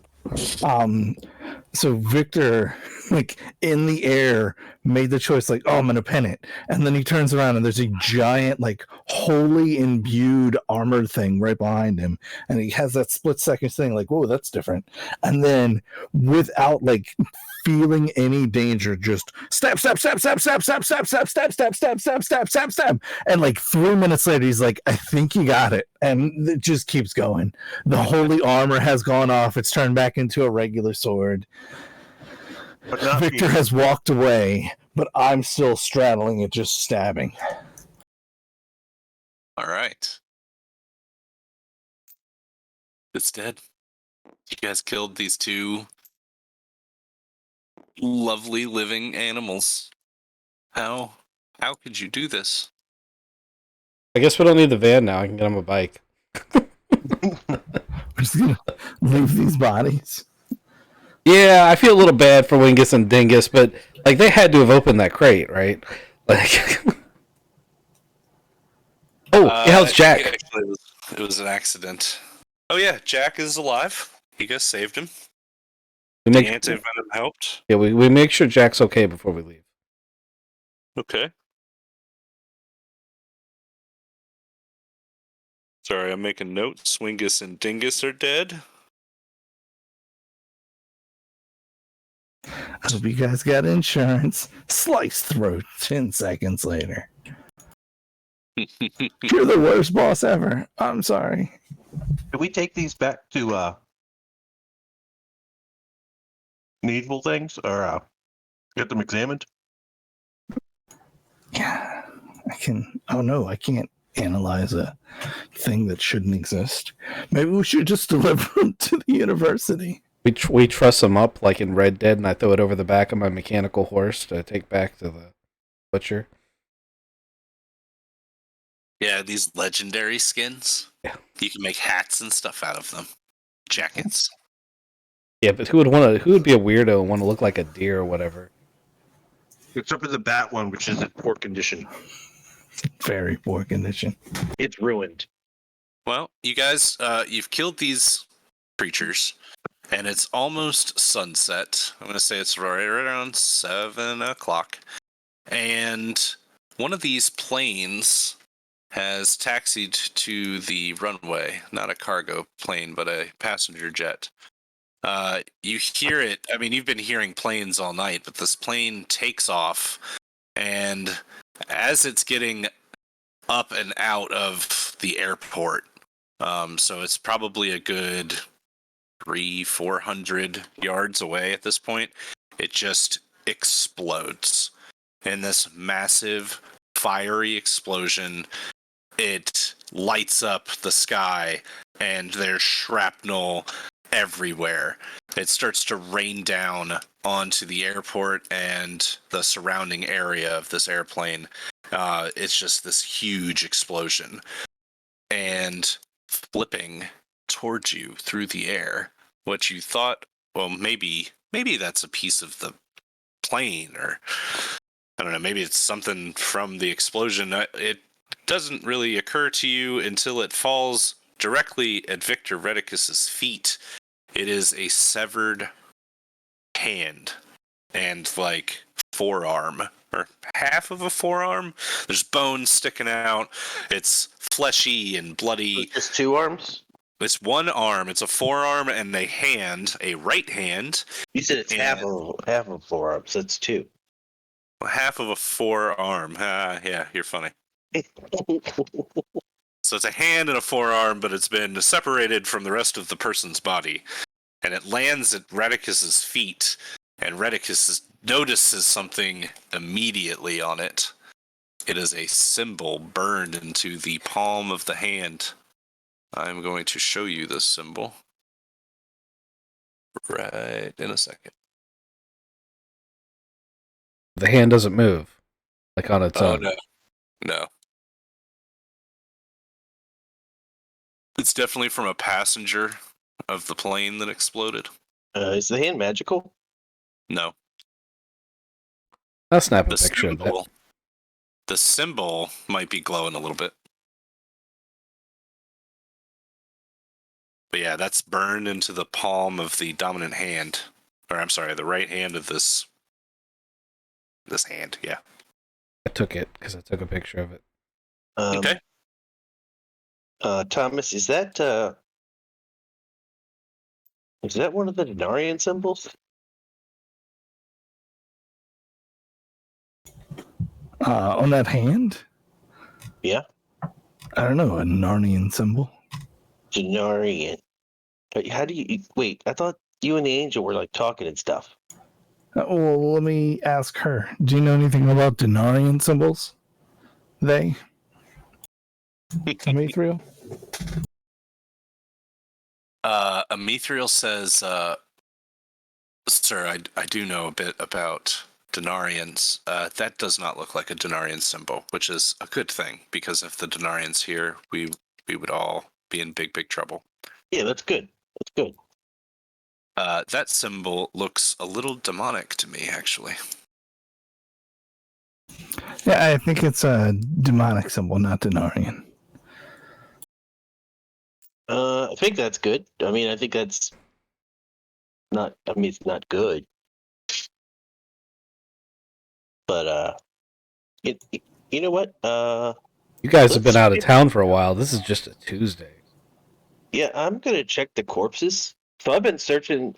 Odin sent me out looking for those shards, right? Yes, mirror shards. Are those mirror shards in any of these corpses?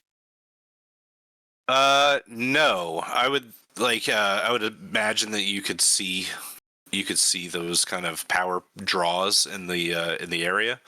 When you kill these things, and you kill them, they weren't magical to begin with. These things are biological. They were belong glowing. here. They were glowing a little bit. Yeah, there's something like animating them that brings them just past biological.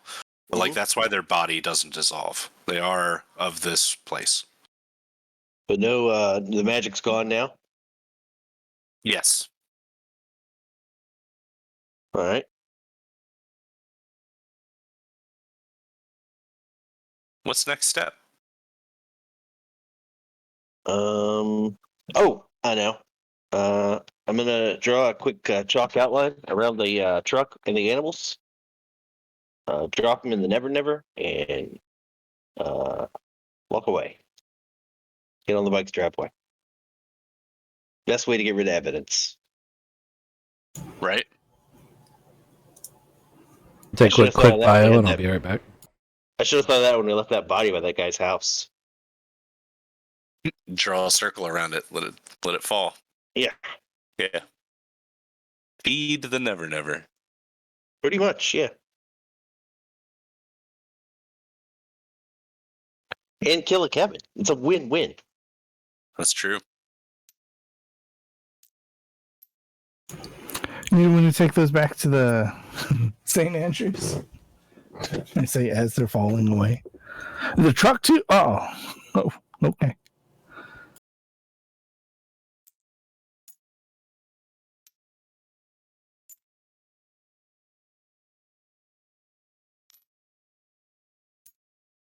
I thought you had a really good idea by going and taking them to New Detroit University. I think that would have been fun.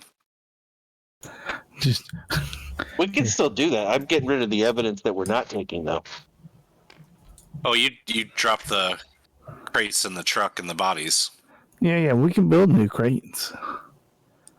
I got a crate with a Malcolm in it and a crate with a Redicus in it. I don't really like getting into crates.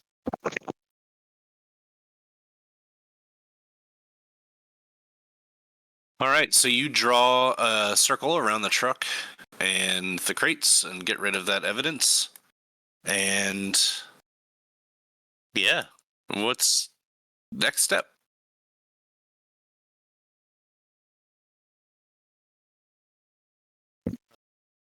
So we had an address that these were going to? Going to the university. Yeah, you know they're going to the university, but you don't know where at the university. I thought there was a guy's name, though, like something, Eddie something. So Eddie Tomlinson was the one crate, and the other crate was Dr. Bill Close. But yeah, they were already signed for here at Customs, and then they were being loaded into the truck by Wingus and Dingus to take to just the university. You also know about a competition, because Victor and Thomas heard about that. Yeah. So we go to the university. We talk to the security guard and say, hey, supposed to deliver this for Wingus and Dingus. It's for first day. No idea where they're going. You got any ideas? That's a good plan. Like that plan. We're gonna need a truck. We had a truck that It's in the Never Never. I'm not going for that one. I just I opened the portal back up and pulled the truck back out. The truck's gonna need a paint job. I take out some duct tape and push the hole. I was gonna drive it to Aces and be like, "So, we saved your nephew. Can you help us real quick?" Trying to think of what would be on the other side of a portal at an airport in a city. It's got to be something crazy. Something flying. Some sort Probably- of never monster. Probably a rock nest. Oh, yeah. I like Or that. eagles. Could be eagles. Big ass eagles. Yeah. Like the Lord of the Rings eagles. Yep. All right, so you reach into this portal to pull the truck out, and out comes with it a gigantic Lord of the Rings eagle. I tell it hi.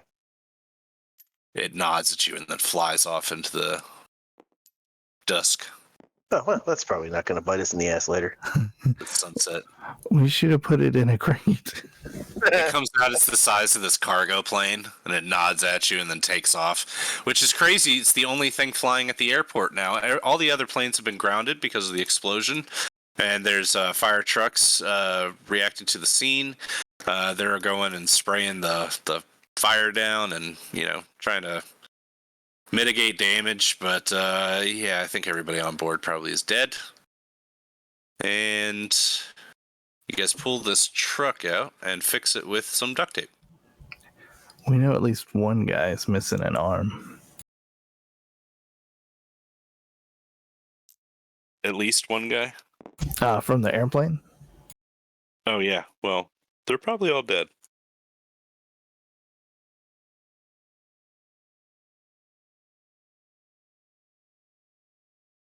Yeah. Well, I don't want to ride in the back. I'm riding on the bike. Oh man, you make me load my bike into the. Oh no, can my bike whistle? If you wanted to. Copycat. Yeah. Well, you said your bike comes when it whistles. Copycat. I'm just gonna tell it to follow the truck. I'm gonna drive the truck to Aces. Okay. I guess we don't even really need to do that. They're not gonna look in the back. I mean, it does have a huge gaping hole in the back where the things. Oh, I put duct jumped tape out. over it. As a mechanic, Jack had tons of duct tape. But he's got the airplane tape, which is like. It's even better. It's better than repairing it. It's got bits of aluminum. We could make a new door. It's aluminum foil, and it just looks great. All right, so you're not going to go to Aces? I don't really need to. Okay. So the plan is to go to what, Detroit University? Yeah, go talk to Dr. Close and Dr. Thomason. I'm gonna follow at a discreet distance. On your motorcycle? Yeah. So Okay. there's only supposed to be two of them.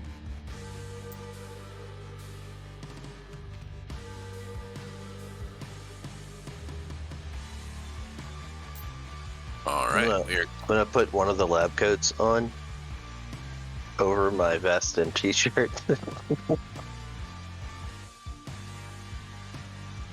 Think we're done with the airport. Bring these guys with me.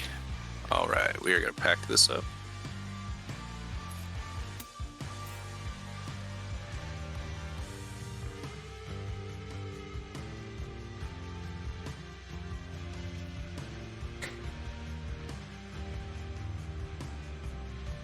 All right.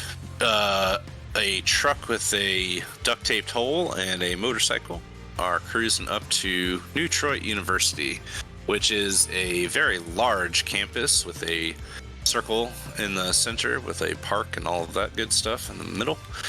You guys have been to Detroit University, I don't know, maybe once or twice, but not actually in an episode, so I've never built it. But you head to Detroit U, and on campus there's lots of different places to go. Name it as a university staple, it's probably there. So got like a quad and a bunch of student housing. You got obviously like science building and library, and where do you want to go first? We're looking for the science labs. True that. So you Looking for the maintenance entrance to the science labs. The delivery entrance. Oh yeah. Yeah. Ins and outs. Delivery.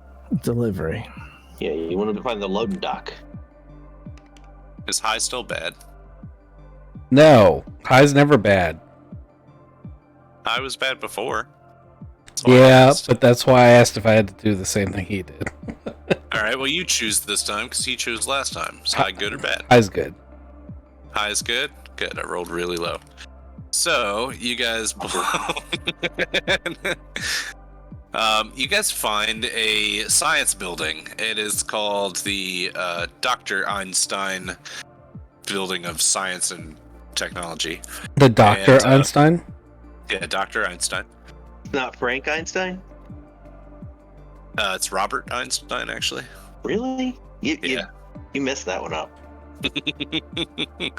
You got to see his monster first, damn it. You think I screwed it up? You think so? I mean, name's Frank. you named him Robert. It should have been No. Frank Einstein. No, that's his monster's name. It's Frank. You named his monster Frank. The monster is Frankenstein. It's Frankenstein's monster. We're getting all fucked up. So you pull up to the Dr. Robert Einstein Research Facility, and there is a sign in the back that says deliveries. You pull up to the door back there. It's a big loading dock, and you back the truck in, and before you can get out of the truck, you hear a pistol cocking off to the left of you, and you hear a woman's voice, and she says, "Get out of the truck slowly." This lady may not know it, but there's a gun aimed at her head. Okay. There's a gun aimed at your head. Oh, I was following at a discreet distance. Oh, yeah. That's right. So, I'm not doing anything yet. I can just see that there's a lady talking to him, pointing a gun at him. Yep. I'm gonna get out of the truck. Yeah, hands out in front of me, real slow, opening the door. Hey, this is just my first day. I said to deliver the truck here. So she's on the left, right? And I'm in the passenger seat? Well, I didn't know who was driving. We can settle all that right now. Thomas was definitely driving. Okay. It's the redhead. I shoot her. That's fucked up. Yeah, I get out on the right side. As soon as I'm out of sight, I'm going to... I don't know what I'm going to do yet.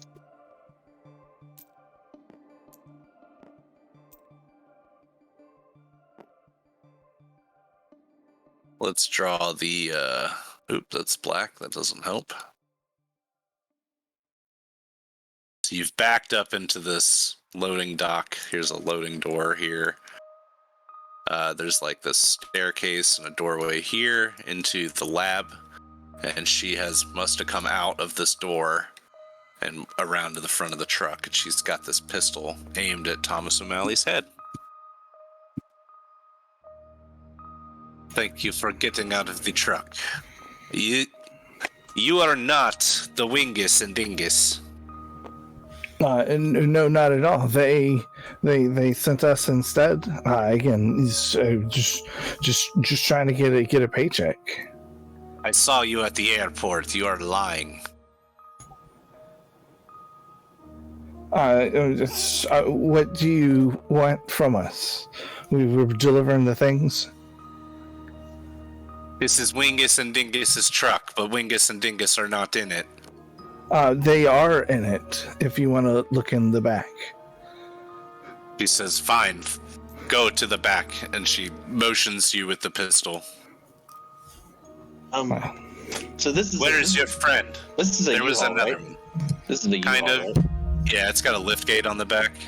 right? Which means the back is lighter than the front. It's currently pretty empty. It still has the two broken crates in there, and Wingus and Dingus. Yeah, But yeah, it's a steel frame truck. You're saying like the engine weighs more than the ass end of the truck? The the lift gates are like 3,000 pounds. No. They're heavy, but they're not 2,000 or 3,000. It might be 500. Are you talking about just the gate itself or the whole apparatus? Oh, the gate itself, the whole apparatus. Yeah, it would be. The whole truck would probably weigh a couple tons. Yes, but the leverage right here would be pretty good. Okay, what's your plan? I'm gonna push it. You gonna push the truck? The very back end, so it swivels on the front. I'm just gonna push it over her. I don't Okay. expect it to hurt her, but it will definitely distract her because you can't shoot a truck. No, she can shoot Thomas O'Malley. So, I had a plan. I was going to wait until I saw him. So as soon as I see him come around this corner as he leads her back there, Uh-huh. I'm going to push the truck Okay. and tell him to duck, dodge, or dive. All right. So the truck starts to, the top of the truck is going to start caving on her? Is that how No, it's it working slides. I'm just going to slide. Oh, you're just forward. sliding it. Yes, to exactly like that. her. Okay, so like this. Yeah. Tracking. All right. So she lets off a round, kind of terrified, not really trying to kill Thomas, but Thomas's angel, Amithril, they put this bubble up around Thomas, a bubble of light. Thomas, you don't need to think about this happening. It just happens so fast. And it's good that it happens because the bullet she fires, it was coming straight for your face. And it turns into dust in front of your eyes. You just sneeze. The truck keeps moving towards her. She lets out this mighty scream of terror. The gun goes off, and Redicus, what do you want to do? I mean, the second she fired, I would have fired, unless I realized she was going to get crushed by the truck. I'm not sure whether or not that would have been painfully obvious from my distance. Although, Malcolm was on my side, so I might have noticed. If I You would have heard me say, duck, dodge, dive. Oh yeah, I'd probably go ahead and let it happen then. Okay, so no movement from you? And Thomas? Not immediately. I'm still covering the area. As a matter of fact, if I feel like... It depends on what happens when the truck hits her. Like, if it looks like she's, what normally happens when a person gets hit by a truck, I'm actually going to be looking around to see who else is around and what else is going on, because obviously my buddies are occupied. Okay, so she gets sprawled to the floor, and I'm going to say the gun cinematically kind of comes out of her hand and goes towards Thomas. So Thomas, you've got control over whether you want to pick that gun up or not. But she sprawls to the ground, and she looks up at Malcolm and the truck. But she is now laying prone. She's looking at you men, and she says, "Who are you?" Yeah, I'm going to go step on her hand first, in case she has another gun. And I'm going to say, who are you? My name is Dr. Cure. Mary Cure. Where's Dr. Close? You know Dr. Close? He is around. There are a lot of doctors in the city. Okay, so we got some questions. I motion in the air as if I can see where Redicus is. I can't. I have no idea. I just know he's watching us. Right. And then I ask her, what were those abominations you guys had in those crates? You can call them abominations if you'd like, but they are no such thing. They are the future of mankind. I'm definitely going to have to call those abominations. Bats and ants were not meant to go together. Scorpions and lions? Like, what the actual hell? Well, you can talk to Zach and Bill about that. I don't choose what they choose, obviously, but everybody's a little bit different and try to get their goals accomplished in different ways. I think Zach and Bill, was that Wingus and Dingus? No. Okay, good. Just making sure. There's a doctor and the young kid. Okay, all right. Where are Wingus and Dingus? Your abominations ate them. They're not mine. My abomination. Sorry, my creature is much more well behaved. Pretty sure you had it right the first time, but I understand. So, you guys got a lot of. I could. I don't actually trust you, being as you pulled a gun in and tried to shoot us. You're rolling up here without a truck. We drove up in a truck. It's Wingus and Dingus's truck, and the what? So, let me get this straight. Your two guys who were in the truck died. got killed by your abominations, right? Not mine. And then but we drove okay. the truck here because we knew this is where it was supposed to go. And your first instinct was to just try to shoot us. Draw a gun. I draw a gun because You you're think that I not should take Dingus my and Dingus.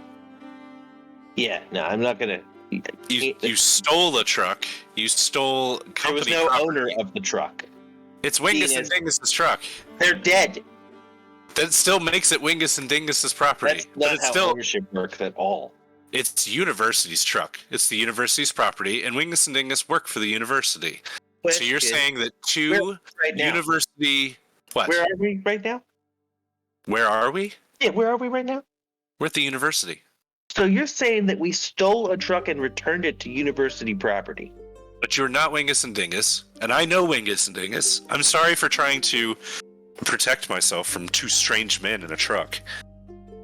Oh yeah, because women everywhere are pulling guns on random dudes for no reason. Makes sense. Have you been to Detroit lately? This is the place we live. I mean, that's fair, but I'm gonna have to protect myself and keep my foot firmly on your hand. Not too firmly. No bones this- will be broken. This is the patriarchy right here. This is how it ends for good old Mary. I'm gonna get killed by a guy who thinks he's Thor. Can I shoot her now? I step on her hand a little harder just to let her know this could get a lot worse. What are you Go guys ahead and creating roll, those, Redicus. are those guys creating monsters here? What Are am you I? creating What am I monsters rolling here? for? You said you were gonna shoot her? Oh, I said, can I shoot her now?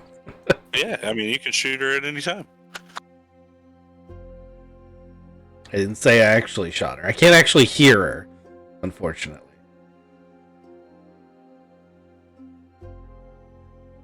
Sorry, what was your last question? What do you guys have a lot of those monsters here? She starts laughing. Oh, things are about to get crazy up in Detroit. She tries to wave her hands, but she realizes you're stepping on one of them. She goes, "Look, I don't know really who you are or why you're here, but thanks for returning the truck, and maybe I can just go now." I mean, you're stepping on a helpless young lady. Can you tell us about the competition? What do you know about the competition? Uh, You you- look familiar, by the way. Do you work here? You said that you saw me at the airport. No, I've seen you before. I'm trying to remember. It's hard to see from down here, though. It's I mean, cool. yeah, you don't need to get too close. You do look familiar, though. Because you tried to shoot me in the back of my head when it was turned. Maybe she knows you from the hospital. Do you work for the hospital? Yeah. Do you work for the hospital? I work for the agency of the hospital. The board? Yes. You're not going to shoot anybody else? I don't have my gun, but yeah, I'm not going to shoot you. Hold up. Ways to answer a question and ways not to. When asked if you're going to shoot someone, your first answer is, "Well, I don't have my gun." So, like, if you did have your gun, you would be shooting people. I would be in a better position to have a conversation. I mean, imagine how we felt when you pointed a gun at us. Oh yeah. Oh, Yeah, you're a big, strong Thor man. I don't think you worry about guns. So while I'm talking to her, I'm just gonna draw a little a shape on the ground, a square, circle, something like that. Something just roughly human, big enough to fit a human into. You gonna draw it out of chalk? Yeah, I am. Okay. Then I'm gonna take my foot off of her hand, offer her a hand up, and drop her in the hole. Oh no. Okay, this is not good for her. You start drawing the circle. She looks quizzical. You're drawing it around her body, like as you're stepping on her hand and not letting her No, go anywhere? just off to the side. Like next to her. Just a little circle next to her. Okay. So once the circle of chalk is completed and you will it to be magical and it turns into this black Vanta black hole, you will hear her exclaim like she's never seen a trick like that before. And then she will say something like, what the fuck are you? What are you? What's going on here? And then you're gonna grab her and try to force her into this hole. And she's going to scream. I'm just gonna drop her into the hole. I help her up first and then drop her. Okay, yeah, she's gonna scream until she disappears into the hole, and then you don't hear anything. Let's see her make some monsters in there. Alright, well, you're going to be attacked by one. Because her scream calls her creature. Gotta make sure I get the right one. There it is. May have to draw a circle around the entire campus. So, Mary Cure screams, and this large, like 8-foot tall, long four-headed thing comes out of the building that she was in, and it slams through the bricks and just basically bowls itself into Thomas O'Malley. Now I want to open fire. Yeah, but you got.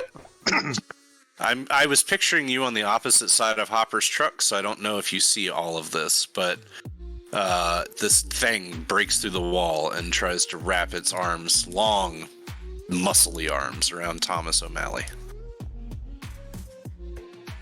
I mean, is it tall enough that I would see it over top of the truck? No, it's not 10 feet tall. It's more like 7. Yeah, I point to the hole and say, she went down there. You can go save her. She's Hoping still that it screaming. has intelligence. Yeah, she's still screaming. No, that scream abruptly cut off as she falls through the hole. So it tries to wrap its arms around Thomas and instead just kind of barrels into you. You're going to take 1 stress as it pushes you forward. But it's almost like it doesn't realize that you're fully there, Thomas. It is focused on one thing. I'm going to get out of its way. Okay. And then what do you want to do?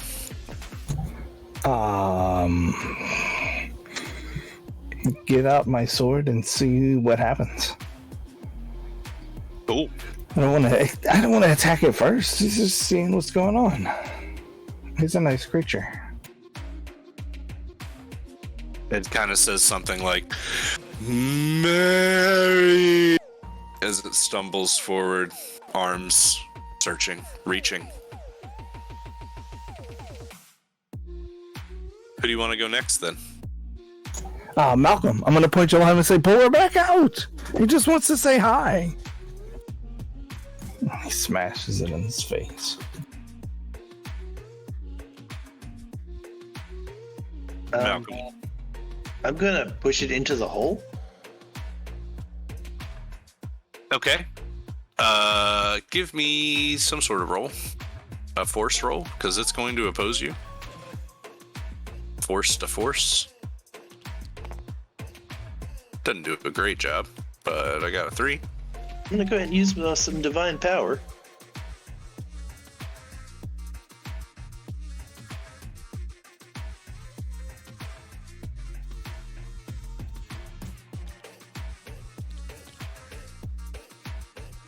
That is 6. Okay. You get it. I'm picturing this whole thing where it's so big. You kind of drew that circle for a little woman's body, and this thing is fucking huge. So it's kind of standing on either side of the hole, and you're trying to force it in, and it's stumbling around and kind of body blocking a little bit. And then Victor is gonna get to go. He's trying to shove it down this hole, Sorry, I gotta bring you up into the scene so I can remember that you're there. Yeah. Is it my turn now? Yeah. Okay. So Malcolm is trying to shove this thing, just physically grappling with this thing, trying to shove it in that hole. Yep. Okay. There's brick and all sort of brick dust around Thomas as this thing had come out of the wall. Victor comes around the corner on the bike. Once again, using his blade like it's a cavalry charge. Seeing the situation that he is, he tries to go around wide and just catch the kneecap with his blade of this thing. Figuring Malcolm can get the rest done if I can injure its leg. Okay. Let's try it. Let's see what happens. Sounds like a haste approach. Doing it fast, like. I can use haste if you want, but I was going to use focus because I usually use focus when I use the attacks with the, 'cause that's the magic attack one. But I can use haste. Yeah, either way. If you want me to fail. The way they narrated it, it sounded like you were trying to haste it up. I was thinking more intellect. I made a surgical strike for a specific piece. That's not haste. Haste would have been I barrel into it like I did the first time. Okay. You want to roll an intellect roll? That's cool too. Mary. Mary's in there, man. Mary in here? Yeah, I'm trying to send you to Mary. She's probably going to need your help. It only comes out to it. Redicus comes by and slices its kneecap, and it wheels in terror and pain, and it looks at the three of you and it says, Mary! And then it goes straight as a board, puts both feet together, and then jumps into the hole after her. All right. Hey, see, she'll be fine now. Let's go send more of these monsters to the Never Never. It seems like the best place for them.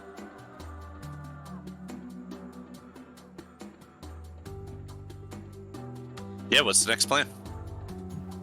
Set the building on fire, probably. It's a science building.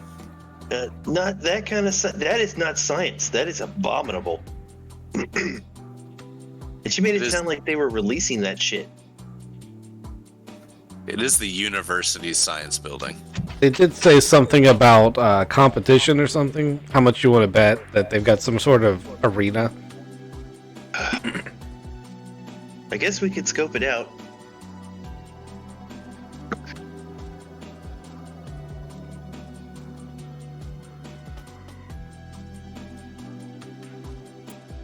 All right, so this the truck was backed up to the loading dock here.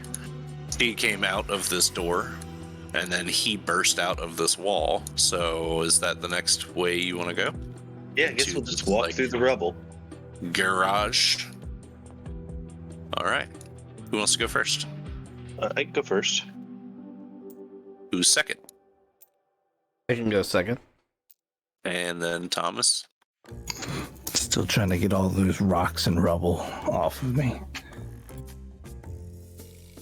So here in the garage, there's a bunch of stuff. There's a big ass steel cage that must have been holding this 7-foot tall monstrosity that you guys just witnessed, because the bars of this cage are bent outwards, and there's basically the cage bar bent outwards and then wall on the other side. So it came straight through and went into the portal. So that's fun. And then inside this room, there's another crate that you guys had seen before, but it is empty. Let me pull that out. I put this in here.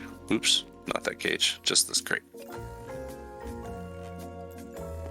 So this crate has a manifest on it, just like the ones at the airport, and this one says Dr. Robert Einstein. Is it empty? It is. What's it look like inside? It looks like it's being staged for something.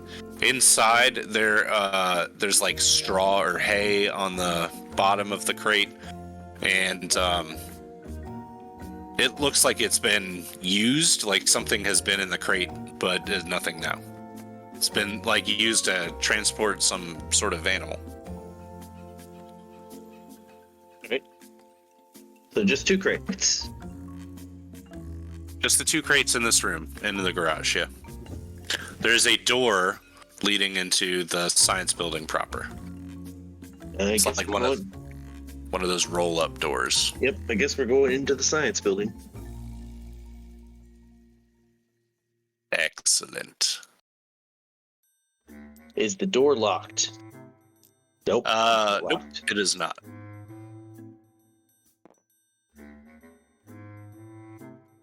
All right, so inside this, well, you open up this set of rolling doors, and there's basically this long hallway that you guys see, and it splits off. The hallway goes up, and there's a flight of stairs at the end that goes up.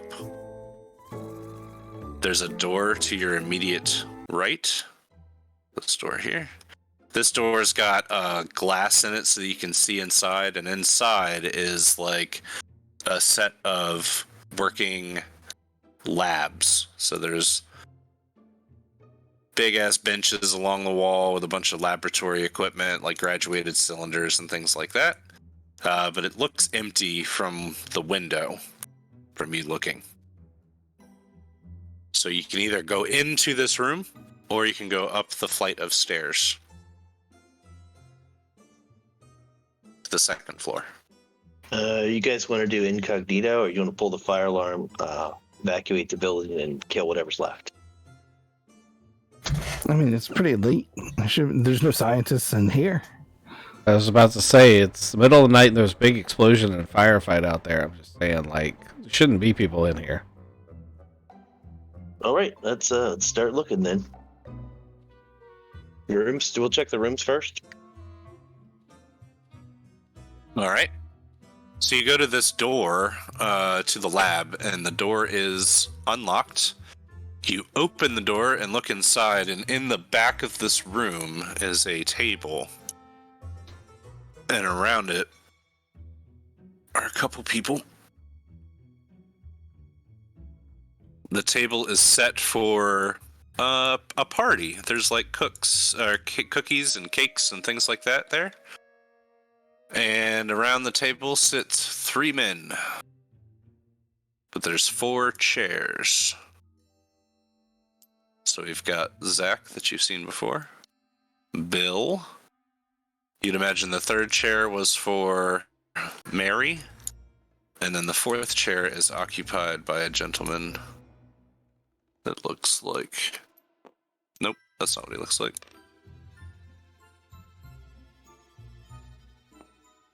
Give me a second.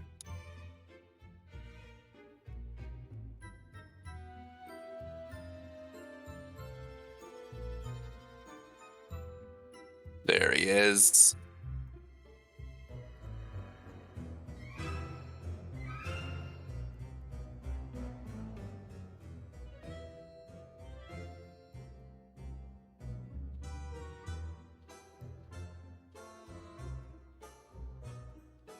Alright, they're all sitting in the back, they're enjoying their cookies and cakes. You open the door, they all turn to look at you, the 3 men, and they say, "What is this? Who are you? You're not supposed to be in here. You don't go here." "Bullshit." And they all stand up away from their table. Bill steps forward. You guys have been making some things that are not good. Gonna need you to stop. Who the fuck are you to tell me what to do with my life? You're not gonna tell me to stop. I am gonna tell you to stop. You don't know what you're doing. You don't know anything you're talking about. And then Zach says, "Wait, I recognize these guys. They were at the airport, Bill. They were sniffing around the truck, the crates and things." Bill says, "You better not have messed with my crate." Zach says, "Yeah."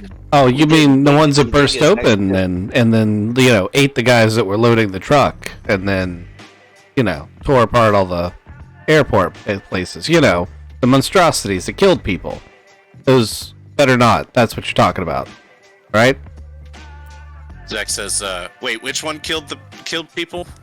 They both killed Scorpion people. Lion killed both the guys, and then tried to kill our friend Jack. The Bant, and then tried to kill us. The Bant tried to kill Thomas. Neither was successful. Well, except for the Wingus and Dingus. They did kill them. Those guys died. The cat killed Wingus and Dingus? Yes. Says Zach. Zach looks at Bill and he says, "Bill, you owe me $20. And Bill says, "God damn it." And he takes his wallet out. See, I'd like Zach to. I pull my $1 pistol bill. out and fire a round into the ground at their feet. Yeah, that's Whoa, why what we're the fuck? calling you the bad guys, because you just bet that your monsters would kill two people, and that's how upset you Oh are. no, you're taking this the wrong way. Zach steps forward and he says, "Look, I bet Bill that my creature was better than his creature." And Bill says, "This whippersnapper here thinks he's got better abilities in the splicing category, but..." And then Robert Einstein steps forward and he says, "Oh, gentlemen, I think we all need to calm down here a little bit. We don't need to be shooting or You're not using firing enough, and anything. You're not using enough fees. I'm not You gotta using be like, enough. They all need to come down. we all need to calm down here. Let's all just take some time and have some tea. I've got tea here in the corner. You just put your guns away, sirs, and we can all be reasonable here. We do not need to be shooting up the lab or anything like that. What are you guys doing? We are but scientists. We are but visionaries and inventors. We do not wish people harm. We wish to further mankind's ability to protect ourselves against the crazy, the unnatural in the world. By making unnatural monsters? That makes zero sense. You must fight fire with fire. Look at you, Mr. What is your name? You are not a natural man. You cannot say that you are not natural. Look at these muscles. I mean, everything is. Ooh, if he gets that close, he does not want to get that close. He does try to step up real close to examine Malcolm. So as he gets too close, he's gonna the hair on him is gonna stand up as there's a buildup of static electricity. You mean If he more gets so any- than our... Yes, if he gets any closer, he's going to look like the actual Einstein. I'd be careful there, Robert. You see, I've got a gun pointed at your face, and the static electricity, sometimes it just goes off. You men are very rude. You break into here in this lab and... Two innocent men are dead because you were playing with fire. And they probably weren't innocent. I mean, just to be fair, they worked for these guys, which are clearly evil mad scientists. I mean, Yeah, everything's relative, Malcolm. There is no Relative evil to here. the safety of the rest of the city, these guys are evil mad scientists. We are not evil. We are just humble. We are inventors. We are helping mankind. We are not these evil doers of evil that you think we are. You do not know these things. Mary And you- implied that you guys were getting ready to make the city pay. Make the city Yeah, pay. she said something about you haven't seen anything yet when I said things are getting worse. You know Mary. Where is she? Do you know where she is? Yeah, she took a different plane out of here. She's left. She would not leave. She took a plane and left, yes. I do not have This to roll is- deception. Everything I just said was true. Robert looks at the other men and he says, "This is not the plan. This is not. Mary would not have left before." So how about you fill us in on the plan and we decide whether or not this is a good for the city kind of thing. I do not know who you are. You cannot just come in here and tell us what is good and what is bad. This is no good. You cannot do this. You Let me cannot rephrase. make these choices for us, and you do not know what is going on in the city. You just come up in here and you're trying to ruin things for each of us. This is very. Who sent you? Let me rephrase. We are probably going to kill you if you don't tell us. And if you do tell us, there's a good chance you sound like intelligent, smart people. Maybe you're not bad guys, you're just doing bad things. If you tell us what's going on and explain it in a way that we can grasp and go, oh, that's you guys are good guys, then we won't kill you. But if you remain silent or continue with this, you have no right kind of thing, we're just going to have to assume you're definitely the bad guys. So, like, you just fill us in. And Thomas, are you eating the cookies? Yeah, they said they had tea over here. Like, clearly, you're either going to kill them and I'm going to have some tea, or I'm going to have some tea and they're going to talk to us and we're going to have a good time. Do you guys want some tea? Yeah, Yes, actually, we would love some tea. I would also like some. I'm gonna have some cookies. I got ale. I'll drink that.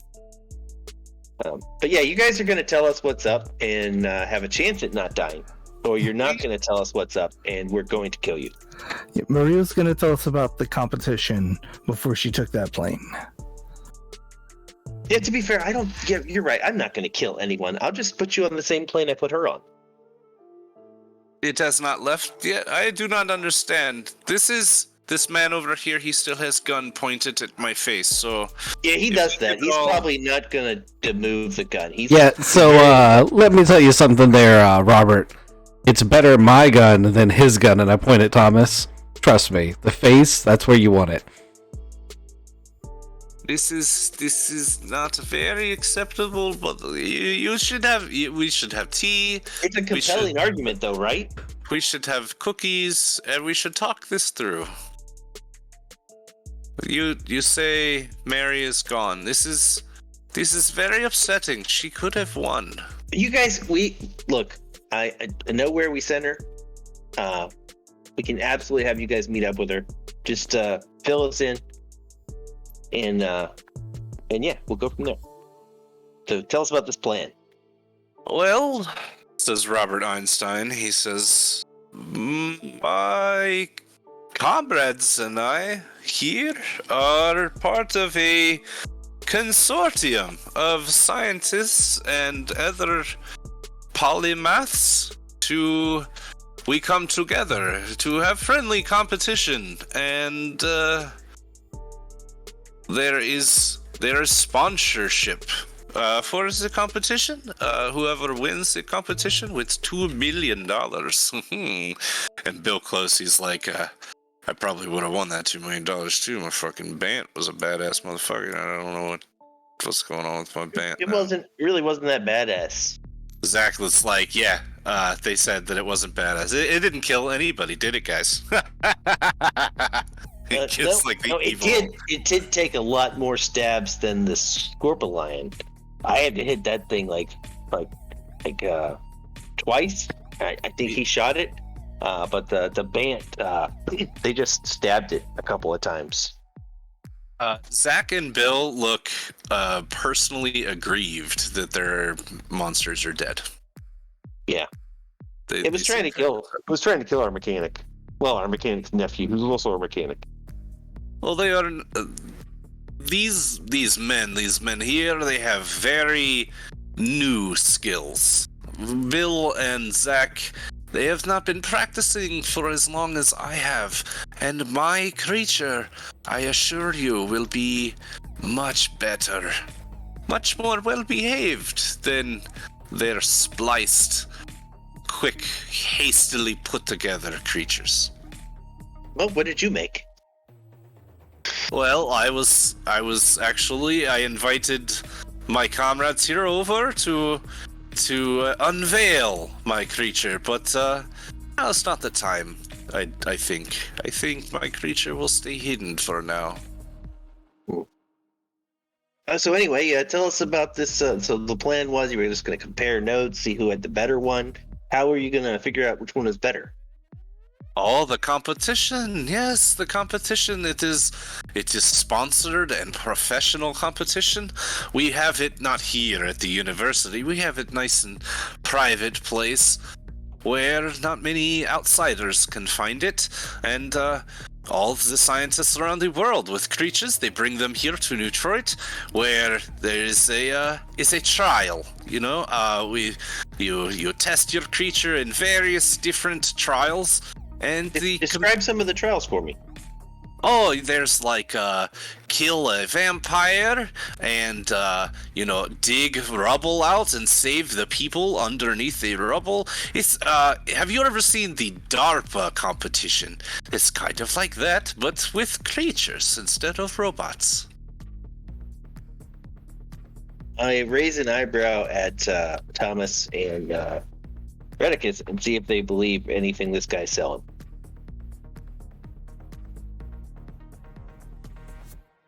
What does Thomas think? I think that's 100% true. I think that fits the like limited confidential things that I've read about the Cyber Sutra. I haven't said that around them. I thought these guys were bad guys. They're not bad guys?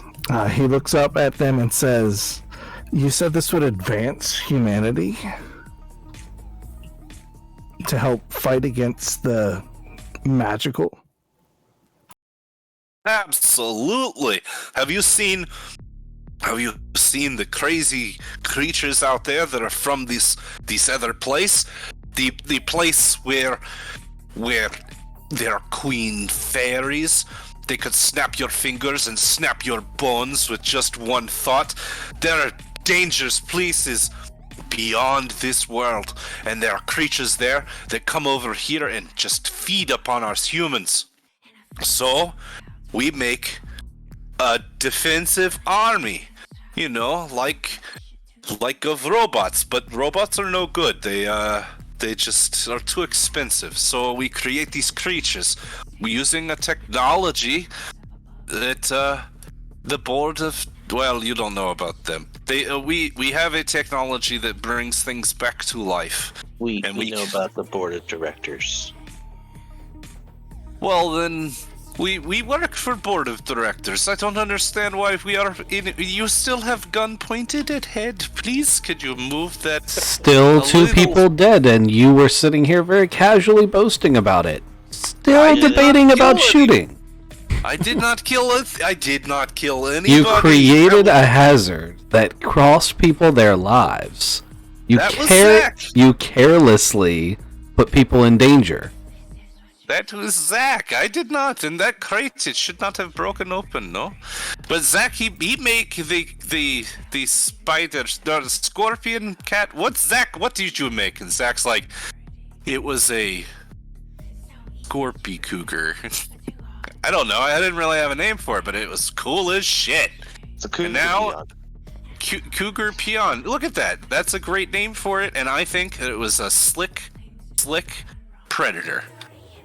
Bill's like, I just wanted mine to fly. I thought it was a really good creature that could fly and, have pincers like an ant. I mean, I'm actually really terrified of ants, and that thing was a flying ant in a way that no other ant could probably fly. But they seem really bummed out that their creatures are gone. Robert seems like he's super excited because he actually has a shot at the competition now. His other two friends, their monsters are gone. But they're gonna start changing the subject, and they're gonna say, like, what about Mary? I mean, you saw Mary. Mary was out there. Did you see her creature in the cage?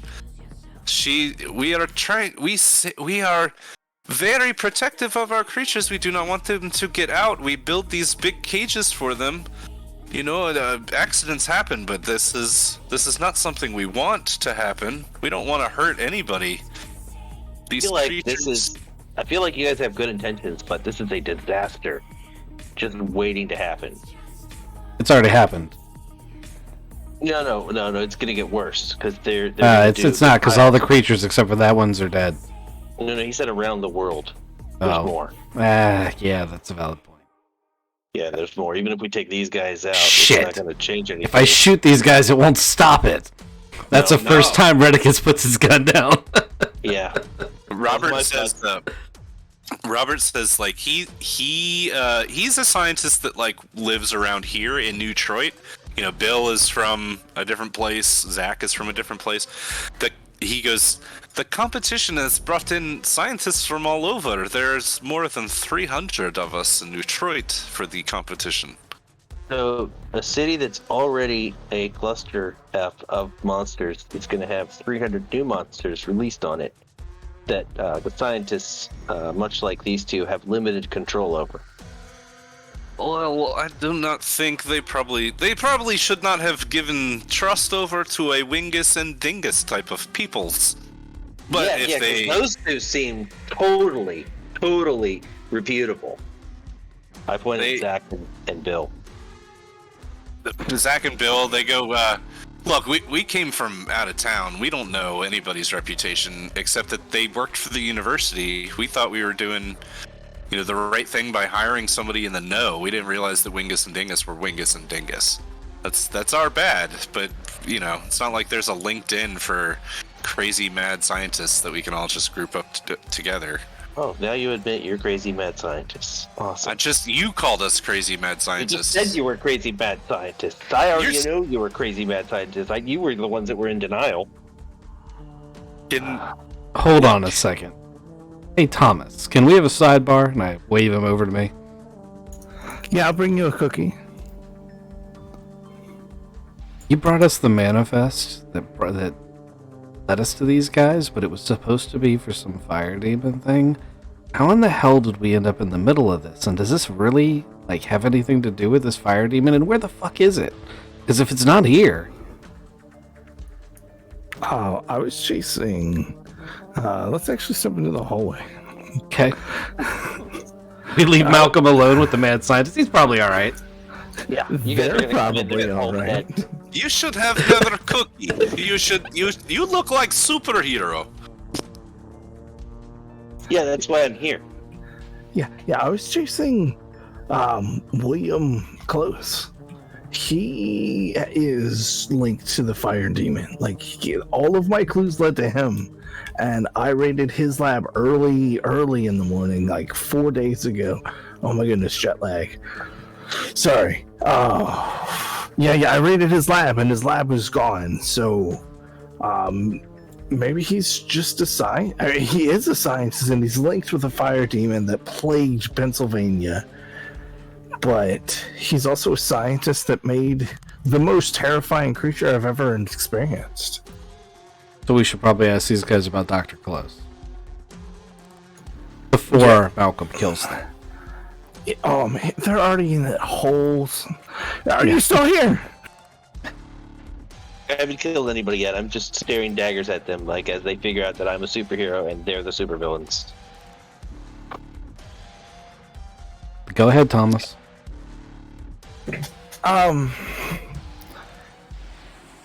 So I recognize you, Dr. Close. I've been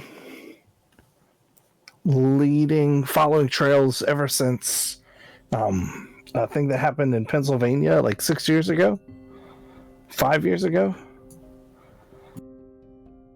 He, when you mention Pennsylvania, he kind of looks real sad, and he says that should have never happened. That one, Centralia, Pennsylvania. It's a dark spot on a long-lived career. That's a shame, son. I'm sorry you had to experience that. So, you as a scientist are 0 for 2? You had a bat ant that got out of its cage, and you had a fire demon that's been burning Pennsylvania for 70 years? This sounds crass, but accidents happen. You have to make a lot of mistakes to learn the right way, and you make a hypothesis that sometimes leads you down dark trails. Yeah, I can can't apologize for my research.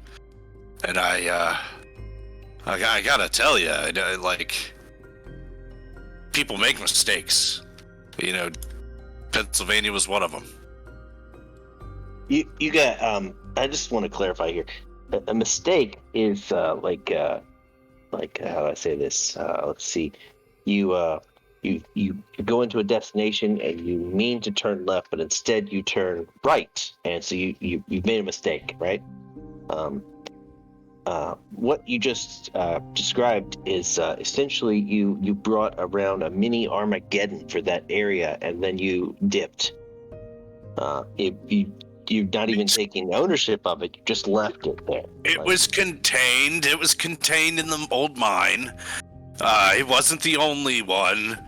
We had a whole team out there in Pennsylvania. I was a young man, and I didn't even make the breakthrough. I was just on the team of scientists that made the thing, the fire. Jesus Christ, the fire. He puts his hand up to his head. He looks like he's having a very dramatic moment, but his like caterpillar eyebrows are just so puffy, and he looks like Bill Nye the Science Guy. You gotta like it. It's real. You really don't want me to shoot him. I never watched I'm letting you know. I never watched him, so I'm good. The thing is, the ends never justify the means in a situation like this. And you don't seem to have learned that lesson. I am progress, not for the sake of progress, but for the sake of mankind. I'm trying to Ends save. don't justify means. It really honestly sounds like you're just making excuses to keep doing the things you want to do, which is create monsters. The ends. I didn't create the fire in Pennsylvania. Was not my fault. I was just on the team that did it. And I'm telling you that it's Did you tell anybody about it so they could go fix it? We told everyone about the fire. The people of Centralia just left. They didn't want to deal with it either. There was no way that we could. It was contained. Okay, it's deep in the mountain. There's nobody that should have gone in there. And I'm sorry, son, that you had to deal with it. But I at the time it was the 70s. There was nothing that we could do. We went in there with all the fire gear that we could. We just couldn't kill it. It's accidents like that happen in the testing phases. My bant was amazing. I can talk to it could talk to it. I've got this helmet. Well, it was. If you ready. say the words, I could make another. I am going to smite you. I can't make another one by the time this competition starts. I'm dead in the water now, and I needed that $2 million. Robert looks over. He's like, I'm going to win the $2 million. It's mine, boys. It's mine. Thomas, do you need to know where this thing is? I think I took care of it. I was just running down its leads, and he's saying it's not even his like full responsibility. Who is your lead scientist? It's a man. His name is Edison. Thomas Edison. That seems unlikely.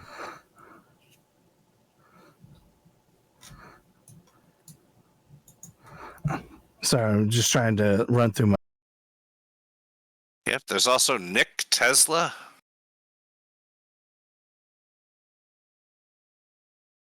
Is he just is he just pulling names out of his hat?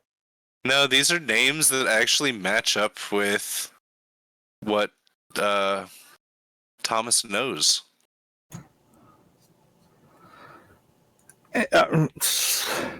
So, what do you use to talk to the band?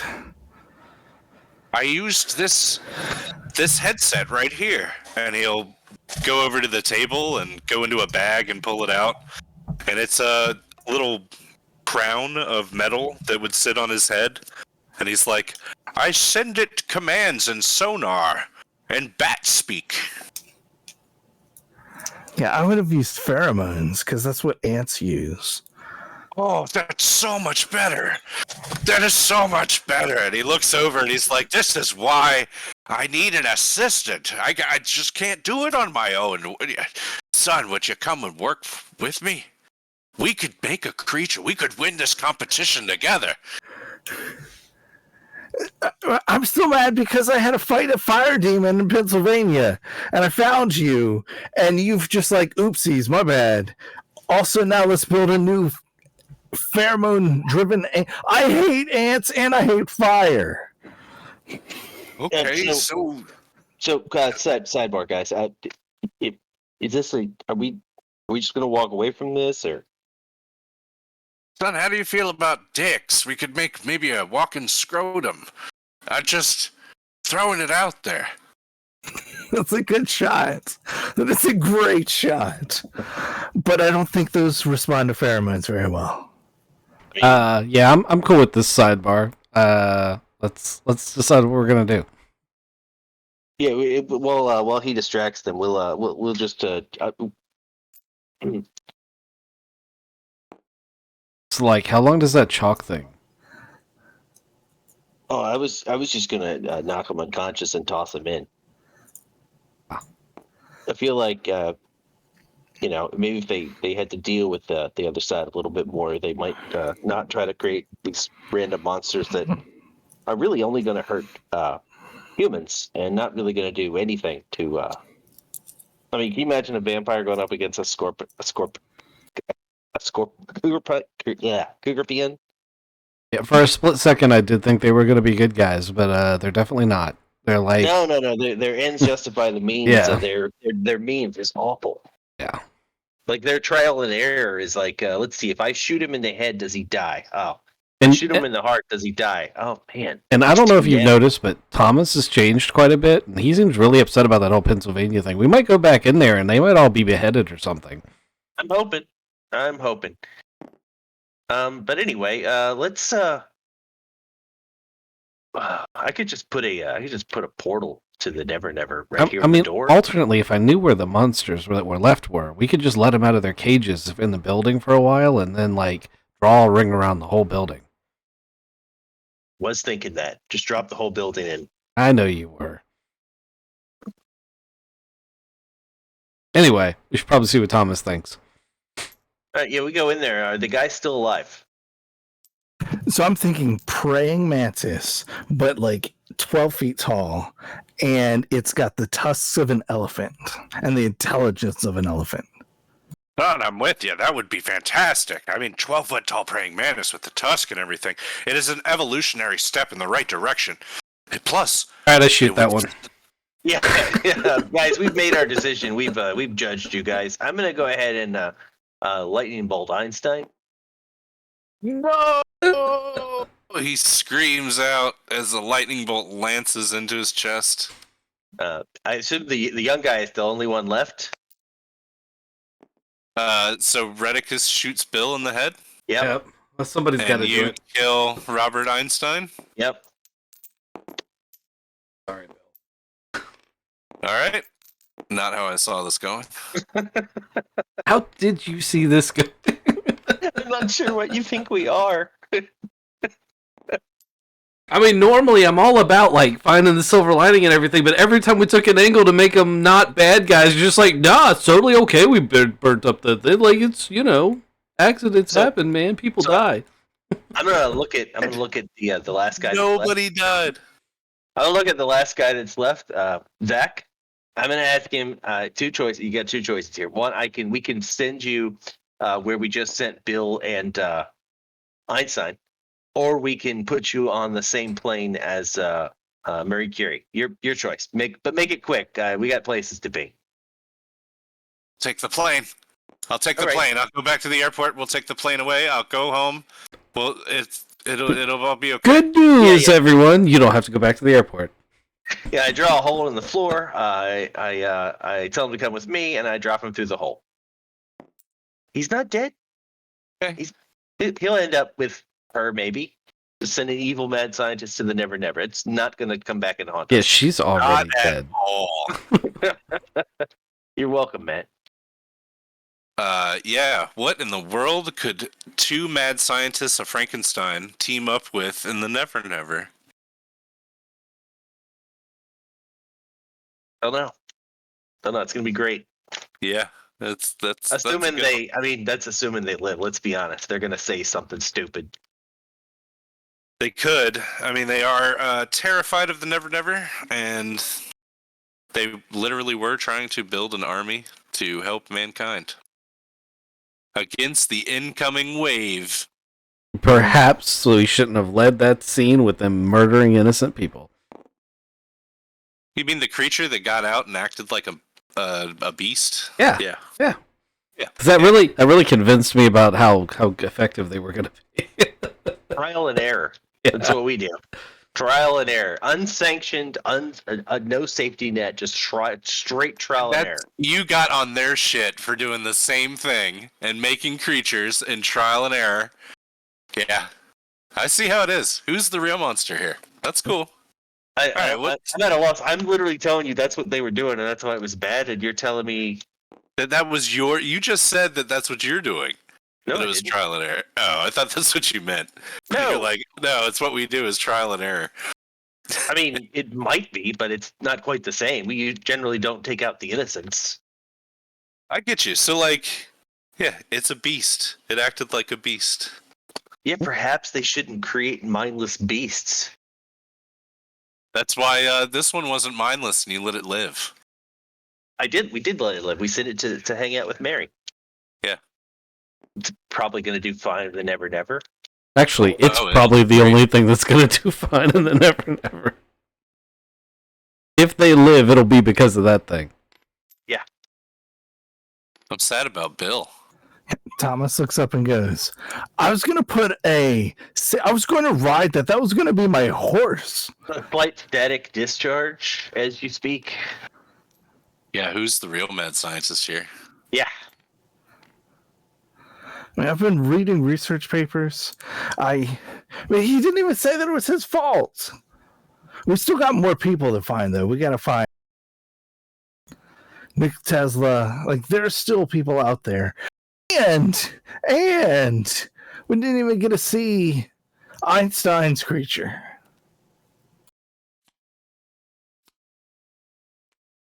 Very true. That is true. We should probably burn the building down. No innocents are going to get hurt there? It's a small building. We'll pull the fire alarm first. No. Then they might put the fire out. Or the creature gets toasty. I don't know. Maybe we should just drop the whole build to the Never Never. Oh, man. You guys' morality is more flexible. You were going to create a praying mantis monster. Yeah, and we were going to be buddies. I don't know if you've noticed, but Redicus has changed. Flexible morality is... Let's just say that everything has a perspective. He's a very different man.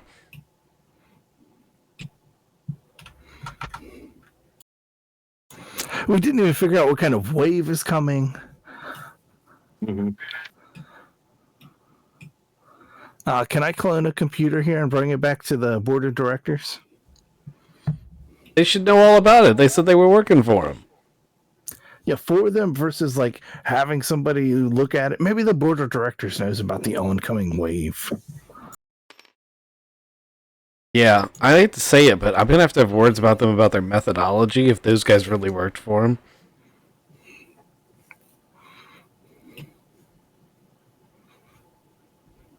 I mean, so I found all of this in a hidden directory that I accidentally undiscovered when I spilled coffee on the keyboard of the board of directors research lab. And I don't know, I don't know. They could have been good guys. Plus, that one looked so friendly with his big bushy eyebrows. I got some thread. I'm going to bring Bill back. I already tossed him into the portal. I didn't want to leave bodies lying around. That's how we get caught. Yes, if we had good morality, we'd have to worry about getting caught. That is really not how the supernatural and the mortal law get along at all. Nothing you said there is Also, if you had wanted to take that route, perhaps you should have spoken up before it started degenerating. I was just so excited. Like we were working together. He's gonna. No, we were on the brink of killing them for like 30 minutes. You didn't say anything. I even had a sidebar with you. Yeah, I thought. I don't know if they're good or not either. It's just so confusing. Okay, well, next It's just a problem. straight not Next good. problem. Yeah, what was that logo on that guy's hand? That's a valid thing. We should probably look into that. If it's demonic, I bet some of our Harold's? allies, would know about it. Harold will probably know. Harold will definitely know. Let's go see here. I haven't seen him in forever. How's he doing? He's doing all right. Actually, he's got his hands full. The situation here at home has not been fantastic, boys. While you've been gone, things have been getting pretty bad. I may have failed to fill you in on all the details.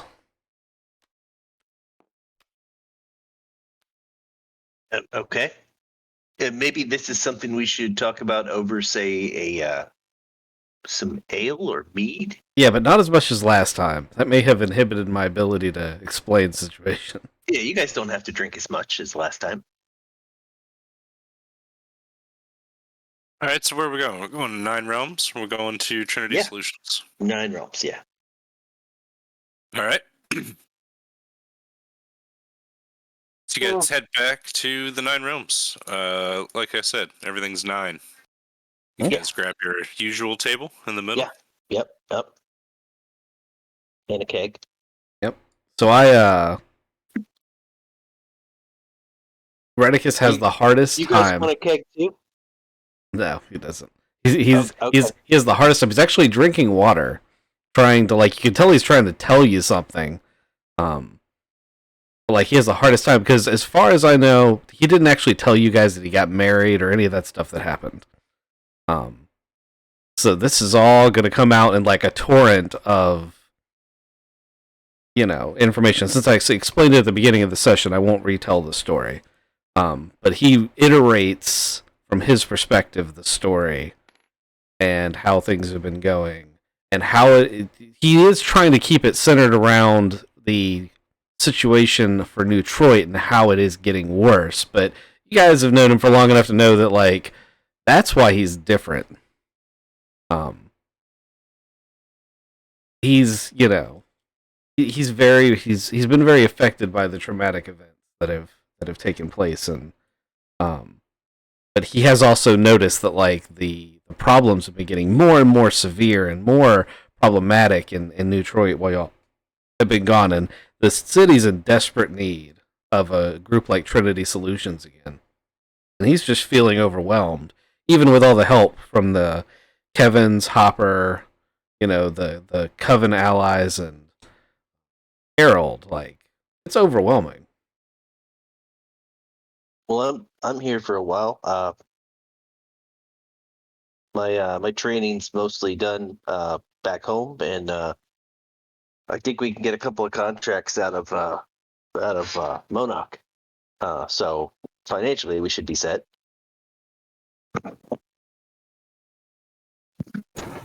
That's a lot to take in. I'm so sorry for you. I'm here. Let's rebuild New Detroit. Make it new Detroit. Obviously, you're here. We can see you. And kill all the gargoyles. We gotta do that. That's really important. Kill gargoyles. Okay. Yeah, no, I'm down. What are gargoyles again? Oh, I thought I explained this at the beginning. I thought gargoyles are just rain the things that they have on rain spouts. Oh, so there's a group of magical creatures that gargoyles. They So I can't remember what version metagame we settled on them having. If the GM wants to help me with which one he wants to use. Oh no, we know what like. David knows what they are, but I don't think anyone knows what they actually are. And Malcolm would tell you that gargoyles aren't actually a mythical creature; they're just statues. Yeah, so from Malcolm's standpoint, he has not seen these things yet and is kind of... Yeah, those aren't real. He doesn't believe in them yet. I guess. What I'm saying is Redicus would explain it. I'm trying to get the GM to tell me which version. Like I want the GM to explain it because we outside of this session have said 3 different versions of what they are. So these gargoyles, as best you can tell, there's only ever 10 of them. You have destroyed many, and they keep coming back because their shape of gargoyle is taken from a statue. These guys are some sort of spellcasters that can animate statues that if the statue has the wings, they can fly. There's one in particular that is like a hound kind of shape. You've got pictures of them up here on the board. So from what you can tell, there's always on count of 10. You can destroy them over and over again each night, and they keep coming back. So you figure that they do have a human on the other side that is basically puppeteering them, and you're trying to figure out who those people are. But they are a gang because these gargoyles will pick supernatural people to attack. They will attack like banks that belong to the Black Diamond and Lady Zadza, and they will attack things like armored vehicles and jewelry stores. So they are some sort of organized crime syndicate. But each of them, as many times as you've killed them, you know that there are 10 distinct different things. But you've killed this one at night. You've killed it a bunch of times. It just keeps coming back as the same form. And now that you're looking at it, you got that little card thing, the symbol that I gave you earlier. Mm-hmm. Your Sherlock Holmes abilities would see this symbol. Let me see it. And over here on the map that is up on the board, you can overlay this symbol on the map, Does and match. they match up. Bwomp, bwomp, bwomp. That's definitely related to the plane crash. Explosion. Wasn't really a crash. I guess bits of it crashed. Bits of it did crash to the ground in a fiery heap. So Redicus shares that. That's the first you guys have heard of a lot of the gargoyle stuff, but he explains that this is what he's dedicated his life to, is ridding the city of this evil. They did kill his wife. So that's the top of the list then. Especially if they're taking out planes and stuff. Yeah, that's actually new. Wonder why. We should find out who was on the plane. That seems like a good place to start. See, I'm learning to be a detective already.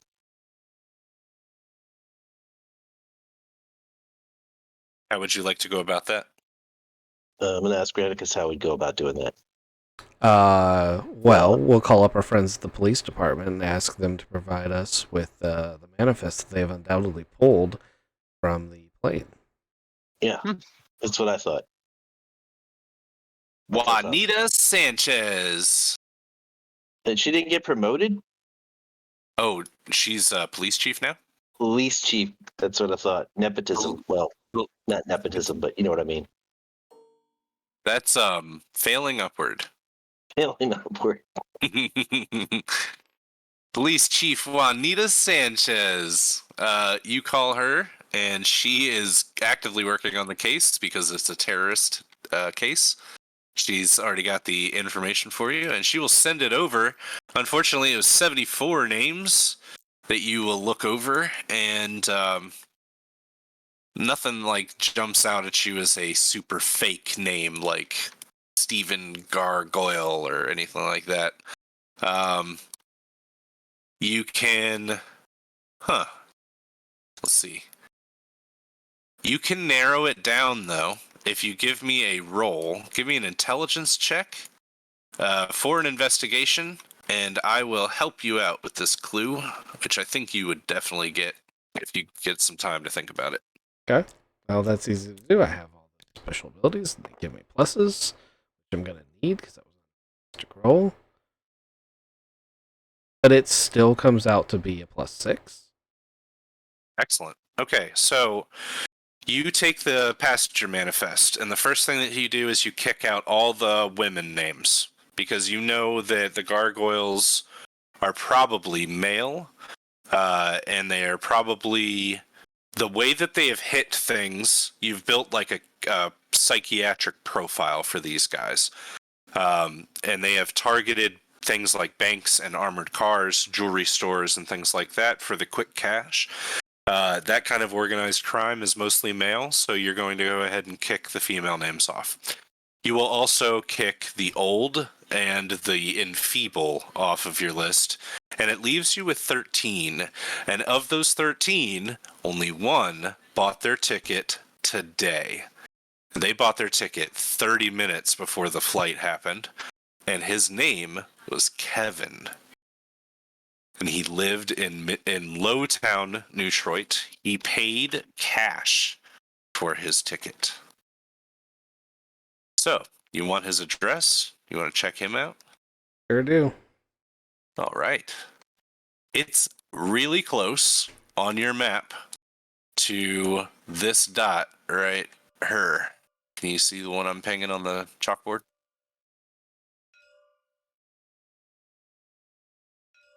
There we go. Yeah. Okay. Well, let's go So- check it out.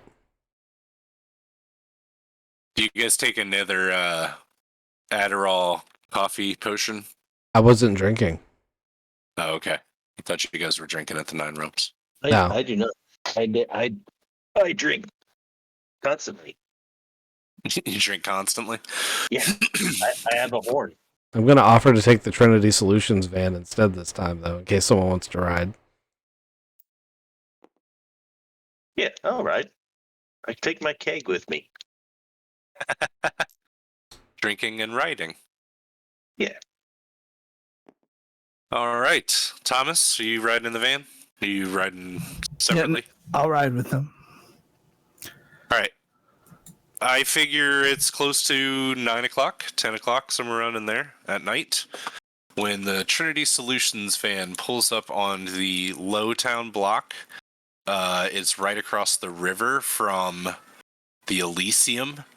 So on the other side of the river, it's very swank and nice, but Lady Zaza spends a lot of money on that little island.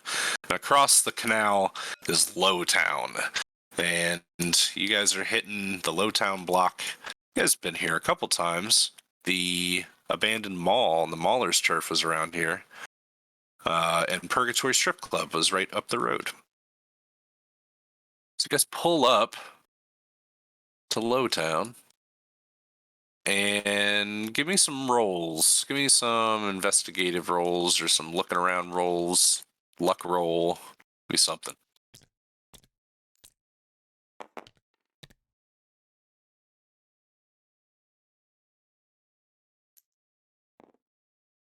+5. Cool.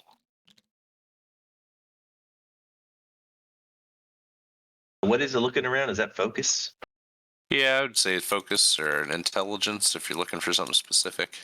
So it's a 2 or a 3, depending on which of those you wanted to go with.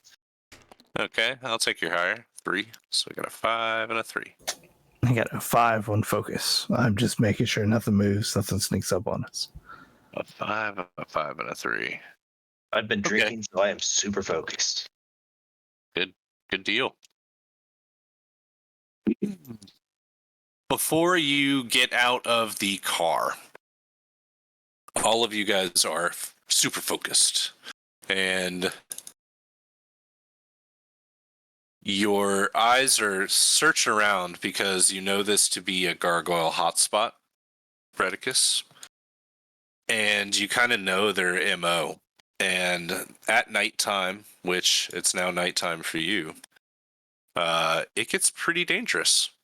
those gargoyles can be anywhere at any time. That's when I hunt them. It's also why I didn't want to be on the motorcycle. I didn't want to get plucked off of it. Right? Makes sense. It's good call. Because as you park the van, something swoops down from the top of the roof next door and slams into the top of the van. Starts to pull the cab's roof apart. Lands on the top of the van and starts to wrench the van like a can of tuna. Its long stone claws pierce into it, and it's gonna rip up the roof right above you guys sitting in the front. I would like to trigger on the hunt, Okay. and I would like to attack this. I'm also using my vendetta aspect. I am going to attack this until it is dead. How's that go down? It doesn't really do a great job of explaining the rules of how this works. So the way I see it is we're just locked in combat and I can't attack it, but it can only attack me, and it's going to take negatives and I'm going to take positives. All right. So what, narratively you just start shooting through the roof at it, or what do you want to do? Yeah, basically Redicus loses his shit. It's like, there's one, and just immediately climbs out the window onto the roof. The van is still moving. It's not fully parked. It's rolling at this point. And he doesn't care. He just climbs up on the roof and, ignites his blade and starts having at it. And, I don't know what the rest of the group's gonna do, but, Redicus is just going ham on this thing. He cannot stop himself from attacking this thing. All right. Give me rolls. And who do you want to go next? +4, I will give Thomas the next turn. Obviously, the drinking is going to let Malcolm have a minute. Oh, he'll be fine. Yeah. So I this do my is best work when I'm hammered. the second time today that Thomas has been in the driver's seat and looked over, and there hasn't been a driver, or in the passenger seat and looked over, and there hasn't been a driver. So he's not used to leaning over and stopping a vehicle as it's moving. And he looks up through the holes that have been ripped in the ceiling, and he sees a shot at the gargoyle, and he's going to Justice. invoke a Mithril's vengeance Not and injustice. shoot some soul fire. I'm so disappointed. Soulfire, let's do this. So you're gonna shoot it straight at the guy on the van. How does it manifest? Does it come out of your sword? Does it shoot out of your palm? What are you soul firing out of here? I pull my sword and I point it at it, but it doesn't come from the sword. It comes from my hand. I still think it's coming from the sword and from a Mithril, but it's coming from me. Absolutely. All right, give me a roll. That's a +4. Fuck yeah, dude. This soul fire washes over the gargoyle, who is that's completely focused on Redicus. And Redicus, did you do damage to it with your arm blade? Yeah, technically it was a +4, but I also get a plus for my weapon.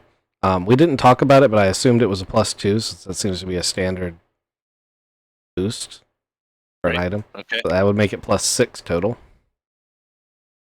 And then Thomas, what'd you just roll? +4.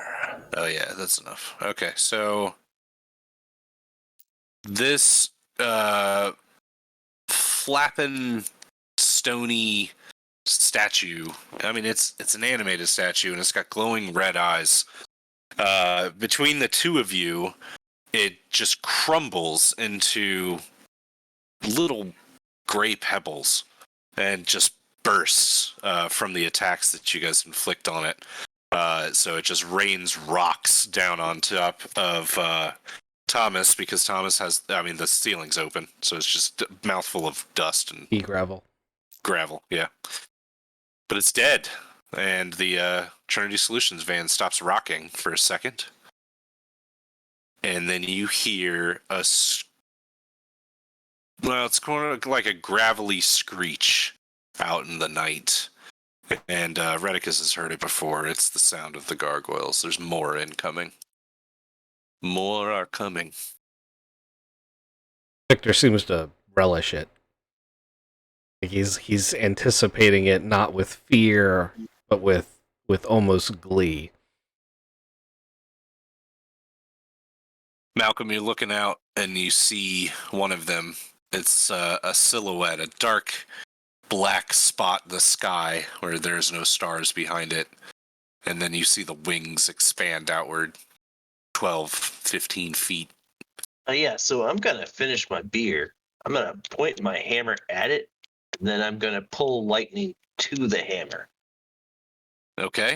From where it's at. So it'll pull it right through it. Hopefully a nice big one. I'm going to go ahead and let's see. I got to look up the evocation rules, but I can make it real powerful. I just got to see how that works. What page was that? Basically, like a lightning spell that you're casting? Essentially, yep. Page 140.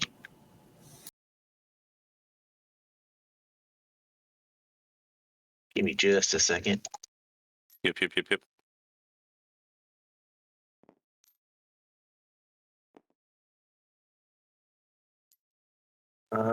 So I would mark. I can mark 2 stress boxes. Get a +2. Okay. We'll do that. And then I will attack it. Do it.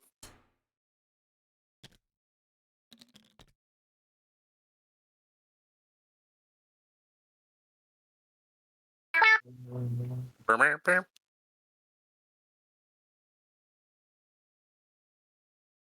think I got 6. Okay. This lightning bolt lances out from. You were in the back of the van. Just hop Out of out. the van, drink my beer, Yeah. and then You got the keg in one hand, and then you just like point the hammer at this gargoyle on top of a building. Mhm. And for a split lightning bolt second, the gargoyle is illuminated perfectly, like a picture flashbulb going off. And you see it. It looks like this one.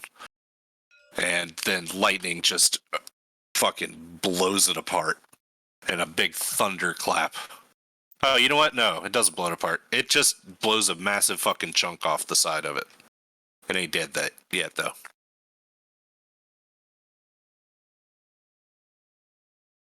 Who do you want to go next?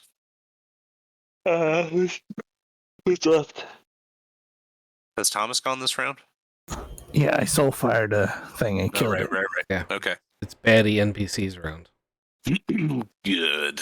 All right, so the one that you blew apart, or blew chunks out of, it starts flapping towards the van, and it's going to swoop and try to attack you. Malcolm. Oh, okay. Can I oppose that? You can give me... I guess, yeah, you can. Since I'm already on the hunt, wouldn't it prefer to attack me? I guess I didn't declare it intentionally. Like, it specifically. Well, you declared a gargoyle. Is that how it works, though? So, like, it just... I'm looking it up. I've never used it before, so I have to figure it Okay. out. In Pursuit, that's what it's called. I got a 10. No, that's something different. Jesus Christ. Defend against it with a 10. I'm going to have to get the actual book out. Hold on a second.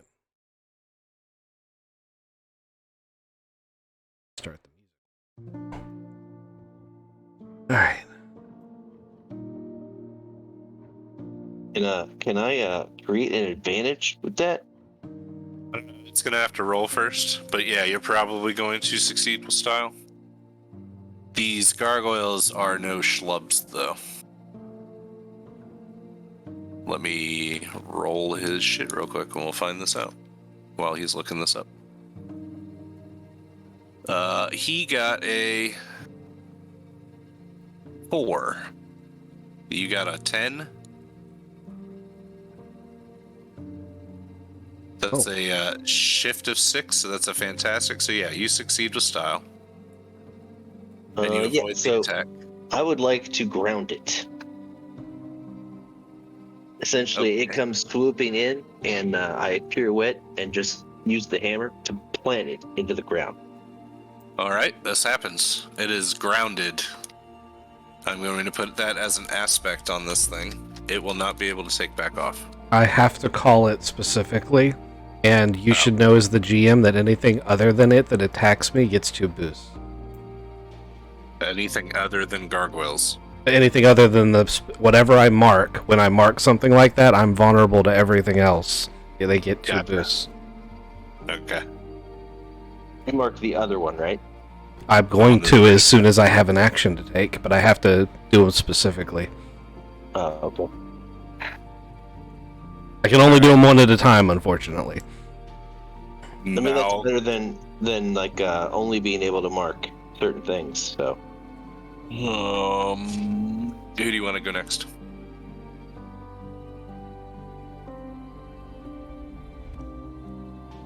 Malcolm. No, who do you want to go next? Oh, wait. It's your turn, bud.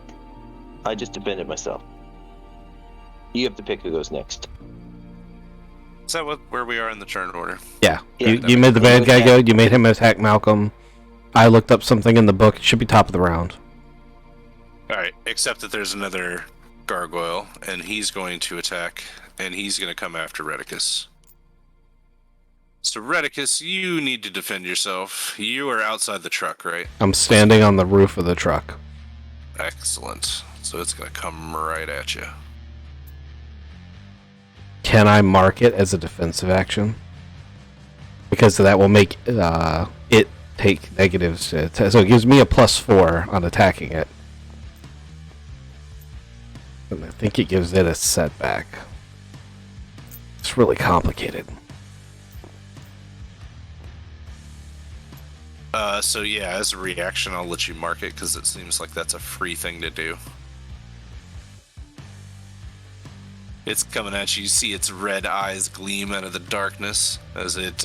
This one's got 4 arms and a pair of legs, and it's crawling spider style across the side of a building nearby, and it pounces on you, tries to rip you apart like it's Goro. And it does very, very well. Okay. So I counter it with a like. What if I just want to stick my blade in it as it attacks? A, does that give me any defense? B, if I just absorb the damage, can I take that as a bonus to attacking it? So there are 4 actions that you can take here.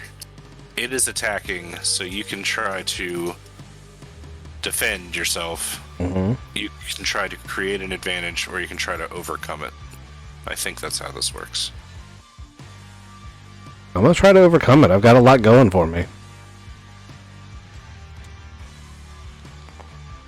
That dice ain't one of them, but if I just add up everything else together, that's... So you've got your regular focus for using the magical thing.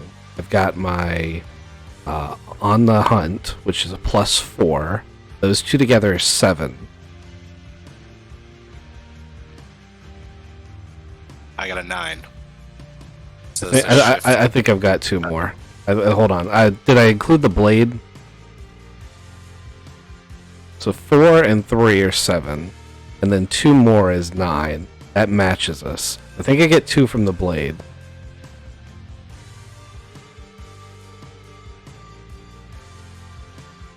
And I invoke Vendetta. If you'll give me another just 1 for that, then I overcome. Alright, so you avoid the attack. Just get it as it tries to pounce from the side of the building and get onto top of you. You roll off the top of the truck with it and carry it to the ground, and then you come up standing on the other side. It's got 4 arms and legs, so it comes up standing too. But yeah, there you go. Knocked you off the truck. All right, now I'll say that it's top of the round. These guys have gone, and it's... I'm going to pick Thomas. We came over the windshield when we went down. I mentioned off the side of the truck, but yeah, we can do the windshield. I was just painting a scene for Thomas of all this shit happening simultaneously, and then because he is made out of stone, so he's doing a lot of damage. Yeah, I'm going to invoke. I'm going to say, Mithril, grant me your eyes so I can see better in this dark against these magical creatures. And then I'm going to jump out of the car on my 2 buddies, Radicus and this 4-armed one rolling around on the ground. And I'm going to stab it with the sword. Excellent plan. I try to get behind it and take its head off.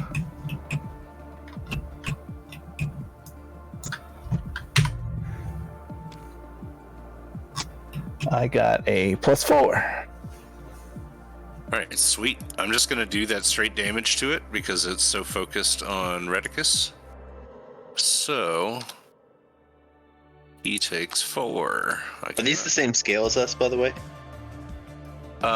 So wingspan 15. Yeah, I mean, like, you're talking scale on the scale. Mm-hmm. What's your scale?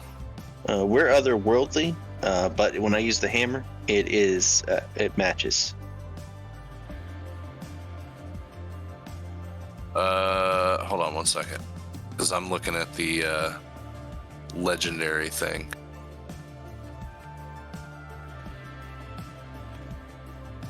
Guess that's an important question that I need to know the answer to.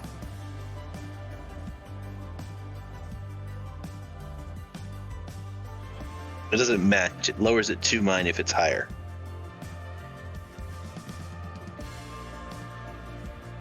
So I've been rolling these guys at a +6. Is like their normal scale. Where is that on? I guess that's otherworldly, isn't it? Otherworldly's +3.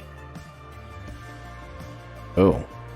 I misread part of this. I can mark it against all of them. And those 2 boosts you get are against any rolls that are not directly related to this fight. I misread that.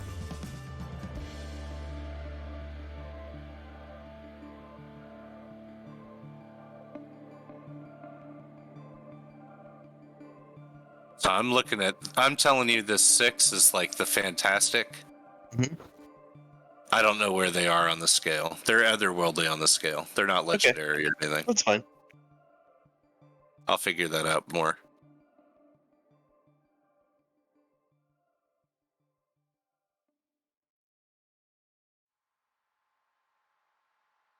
All right, where were we? What were we doing? I just cut through the throat part of a gargoyle and said, I got him! Radicus, get him more! There you go. Redicus' turn. Redicus has his blade buried in this thing's chest from the last attack, and he's going to twist it and pull his gun out and just start unloading the magazine point blank in the thing's face. He's not backing off or trying to disengage with this thing. He seems incapable of it. He lets this deep guttural scream loose in the thing's face as he does it. All right. It's going to try to defend itself from you. Okay. And doesn't do very well. Got a 4. Okay, well, it's got to beat another 9. Oh, well, yeah, I didn't. So that's a shift of 5. Oh boy. I think this thing's dead. Yes, it is.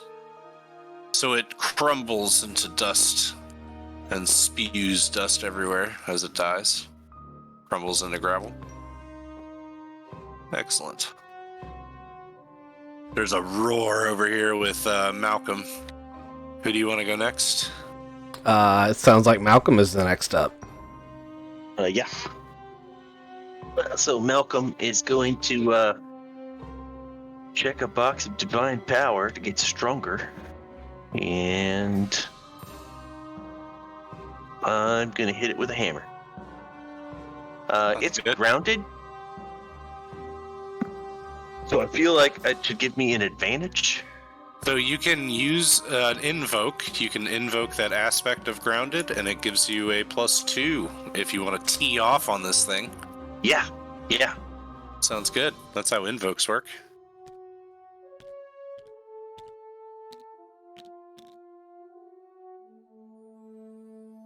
It's going to try to oppose you. Yep. Let's see. 3, 7. I think I'm at 7. Okay, I got a 6. That's a shift of 1. You do some stress damage to it. Maybe take a whole arm off. You just break it completely off, but it's made out of stone, so it's gonna keep moving.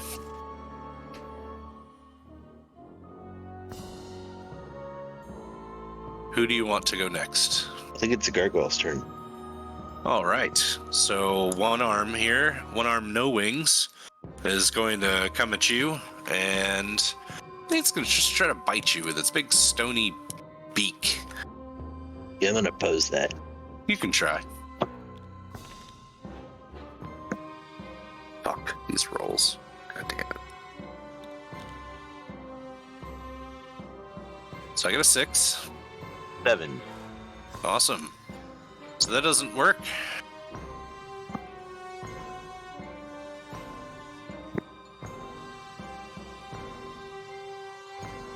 Yeah, your opponent does not get what they want. So, top the round. I'm gonna have... let's just finish this. Malcolm, you go. So it just missed? Yep. And- Well, and yeah. It's still grounded, so can I invoke it as off balance? Sure.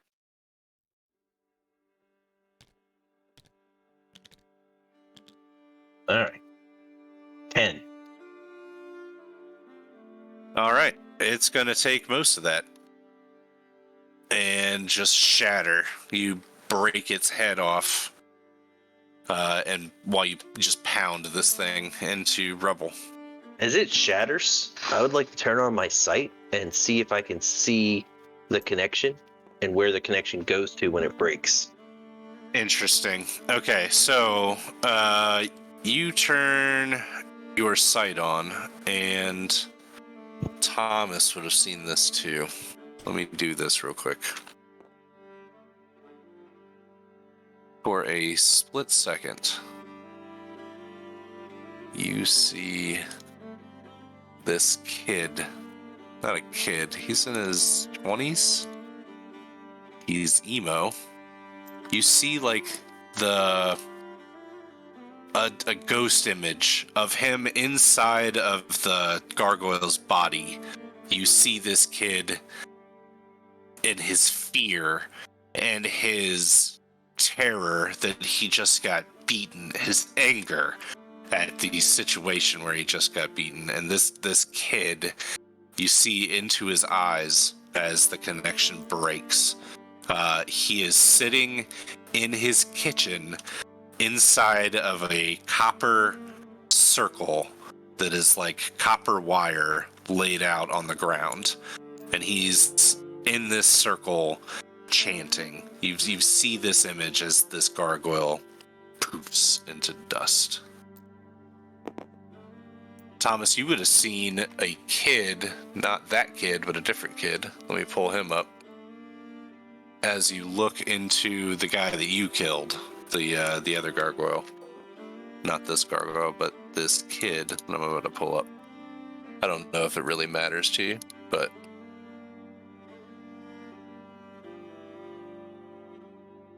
it is a white guy. A white emo guy. You don't see the whole connection thing where he goes to his copper circle, but you see the guy inside of the gargoyle, like he's wearing it like a suit. Cool. Is there any directional thing? Can I roll a focus or? Yeah, you can give me a focus roll. See how close he is.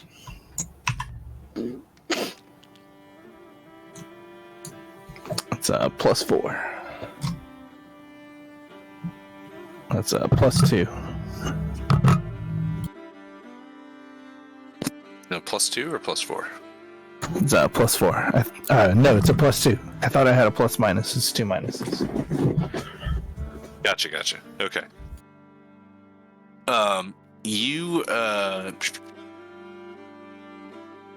Mithril tries to help out with this too, and you kind of hear or feel the voice of this angel. It's like, that one was very far away, but there's a place that's like tastes like, smells like them. There's one of their holes, hidey holes, is nearby. A residence of one of these things is nearby. Can you point me in their direction? Yeah, you kind of see like a beam of light that kind of shines onto an apartment building, like it's a brick tenement. Actually, one of the gargoyles, the four-armed one, was crawling across to get at Redicus. I don't know if you were there for that part, but yeah, it's a brick tenement that is is right next to you guys, really. Beam of light is shining on the front door. I think we should go here. Okay. It's a gargoyle den. That's what I look at Redicus and I'm like, $10. That's the apartment building that old lady tried to get us to go to earlier. You're damn right, old Karen. She was trying to get you guys to come here this whole time. She pops her head out. She's like, "Oh, it's about time you guys showed up. You sent those Kevins and that little goblin creature, and they didn't do shit." I hold my hand out for my $10. Thanks, Karen. You just cost me $10. He would have taken the bet. Wait, Karen. The Hopper's already been here. The little goblin guy. Yeah, he left this business card. And she shows you a Trinity Solutions business card. He came in here with 4 other, I guess they were quadruplets or something. They all looked really similar. They were wearing black tactical gear, and they came in. They kicked the door down to that boy's house, that boy's apartment right there. They said he wasn't in there, and then they left again. But they found some weird shit. I looked in from the door. There's some weird stuff in there, and there's lots of stolen gear in there too. I guarantee it's stolen. All right, we're gonna go check it out. Thanks, Karen. No problem. You boys should have been here earlier. You might have caught him. You mean when Hopper was here earlier and didn't catch him? No, I mean before Hopper. When I tried to tell you. But when you called Hopper, they came right over. No, they didn't come right over. There was a good hour, maybe an hour and a half between then and there. We're not like the police, right? Like, we don't just rush to things. Yeah, we get paid. I don't think you're paying, so. I tried to... He's obviously a gangster of some sort. Just go in there and look. I'm trying to help you boys out. Help us out. Don't listen to an old woman. I mean, Redicus is always walking in the door. Yeah. She lets you into the apartment, and you guys are walking down the hallway towards the elevator. She says, I don't trust this elevator, so I'll meet you up the stairs. It's up the 4th floor. She's right across the street from me. Wait, what do you mean? You want us to get in the elevator, but you don't trust it? I don't trust the elevator. If you want to come with me on the stairs, that's fine. But yeah, I'm going to take the stairs. Stairs seem like a good idea. I don't trust the elevator. I don't trust elevators. Newfangled, or? No, just elevators in general. I don't trust them. They're too shifty. I fingered my chalk for just a second, and then I put it back because I'm not that person. Also, Anyway. probably take over. You get up to the 4th floor with Miss Old Karen, and she takes you to the door of the neighbor boy, and she says, your boys have been in there already. I think they locked the door when they were done, though, so it didn't seem like they were in there. But you can go right in. He's not in there, I guarantee it.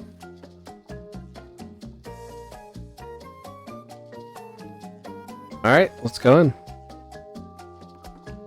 How you doing it? You kicking the door in? You want to lock pick it? Karen, you got a key, right? Oh no, it's this other kid's apartment. I kicked the door in. All right, you kick the door in. Inside of this rundown tenement apartment is a bunch of really nice new stuff. Let's see here.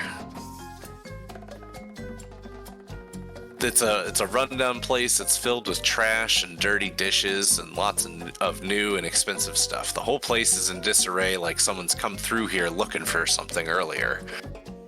He's got many gadgets and computers in here. And if you walk through, yeah, you can walk around the room. Take a look. You know, give me some search rolls. Or Sure. what do you guys want to do? I can do some investigation. I can do my gumshoe, train I'm sleuth, gonna use my sight. investigation. Let's see if anything turns up. Okay.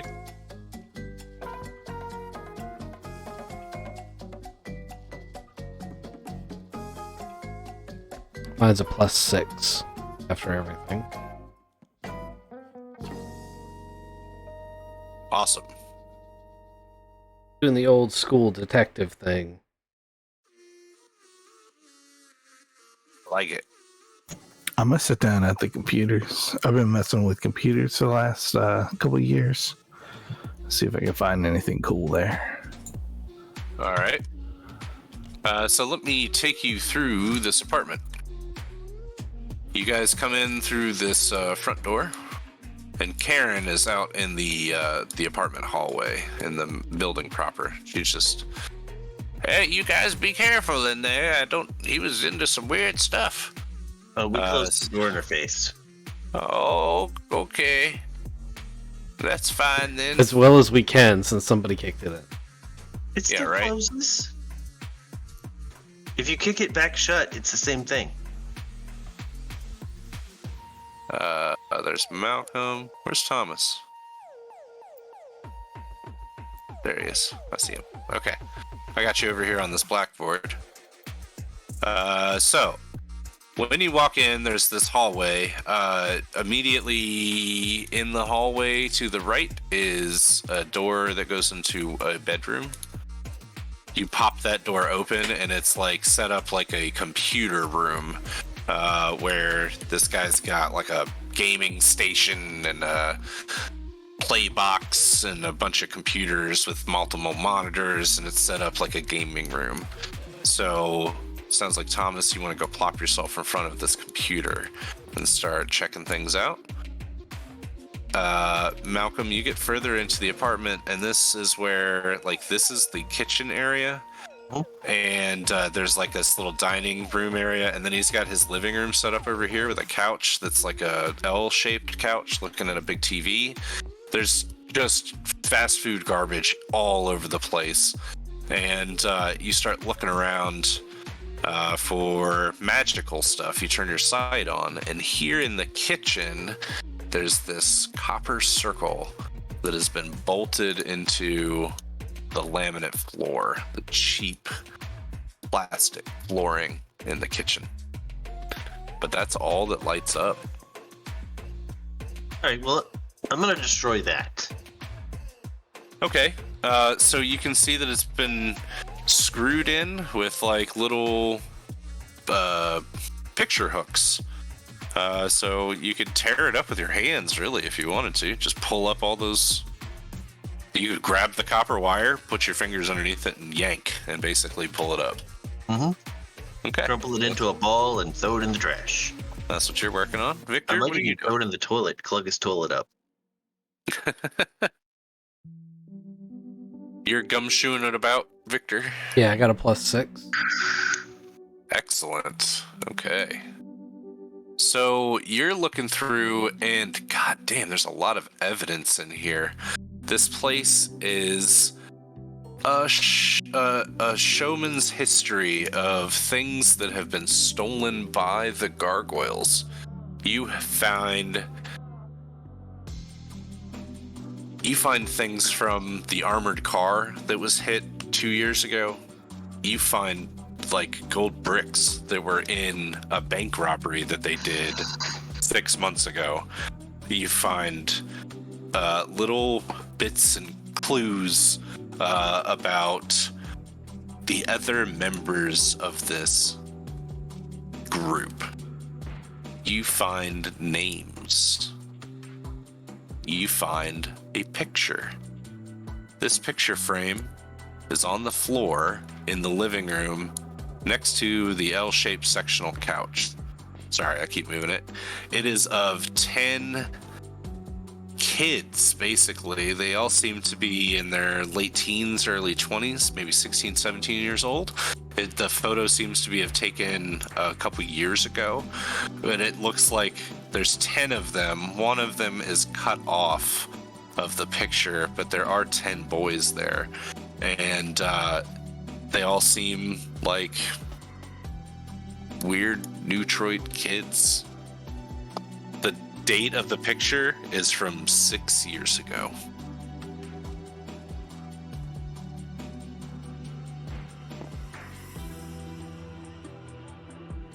Thomas? Nothing in here is glowing from his vision. No, nothing magical except that ring. 6 years ago was when all the events went down. This could have something to do with that, and if it has something to do with that, it's possible. And I mused this all out loud where Malcolm would be able to hear me. I don't know about Thomas. It could have something to do with that mirror and those bits and pieces of it that came out.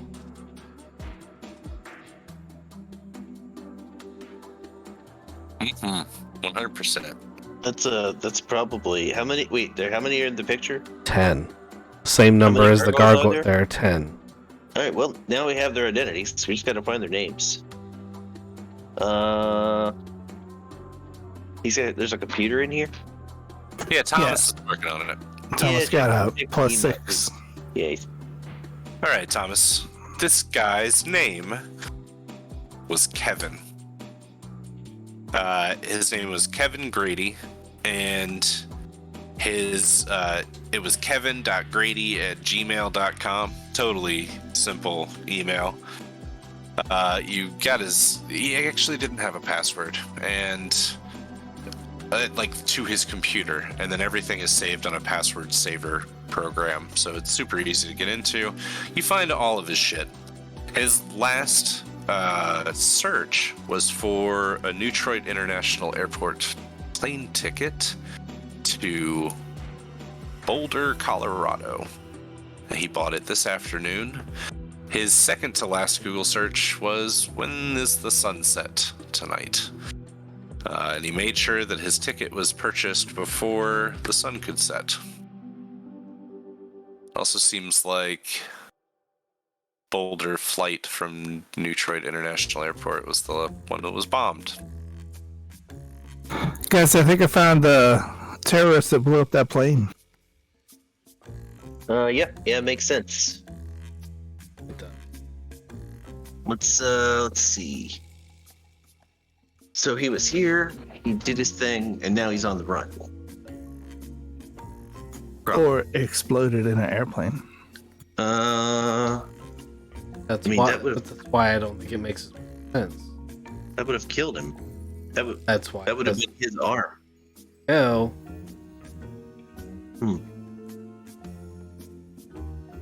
So somebody else knew and took him out.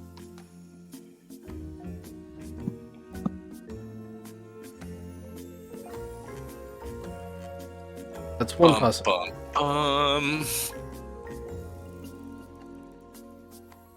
Oh, on a plus side, that means there's only 9 left. That is true. No, not really. And positive. You gotta find that silver lining. All right. Well, that's where we'll call it with that revelation that he was on the flight that exploded. That's interesting. What'd you guys think? I have many questions. Many questions. Good. That's a mystery. I'd like many questions. We will try to unravel that as we go. I mean, one metagame question I have is when I originally conceived the Gargoyles, they were an ancient organization. You said this picture was 6 years old. Is that an oversight on the GM's part where that tidbit got lost? Or am I missing a detail? Yeah, we'll probably find out at the very end of this chain of kids. Okay, not an oversight then. Okay. Yeah.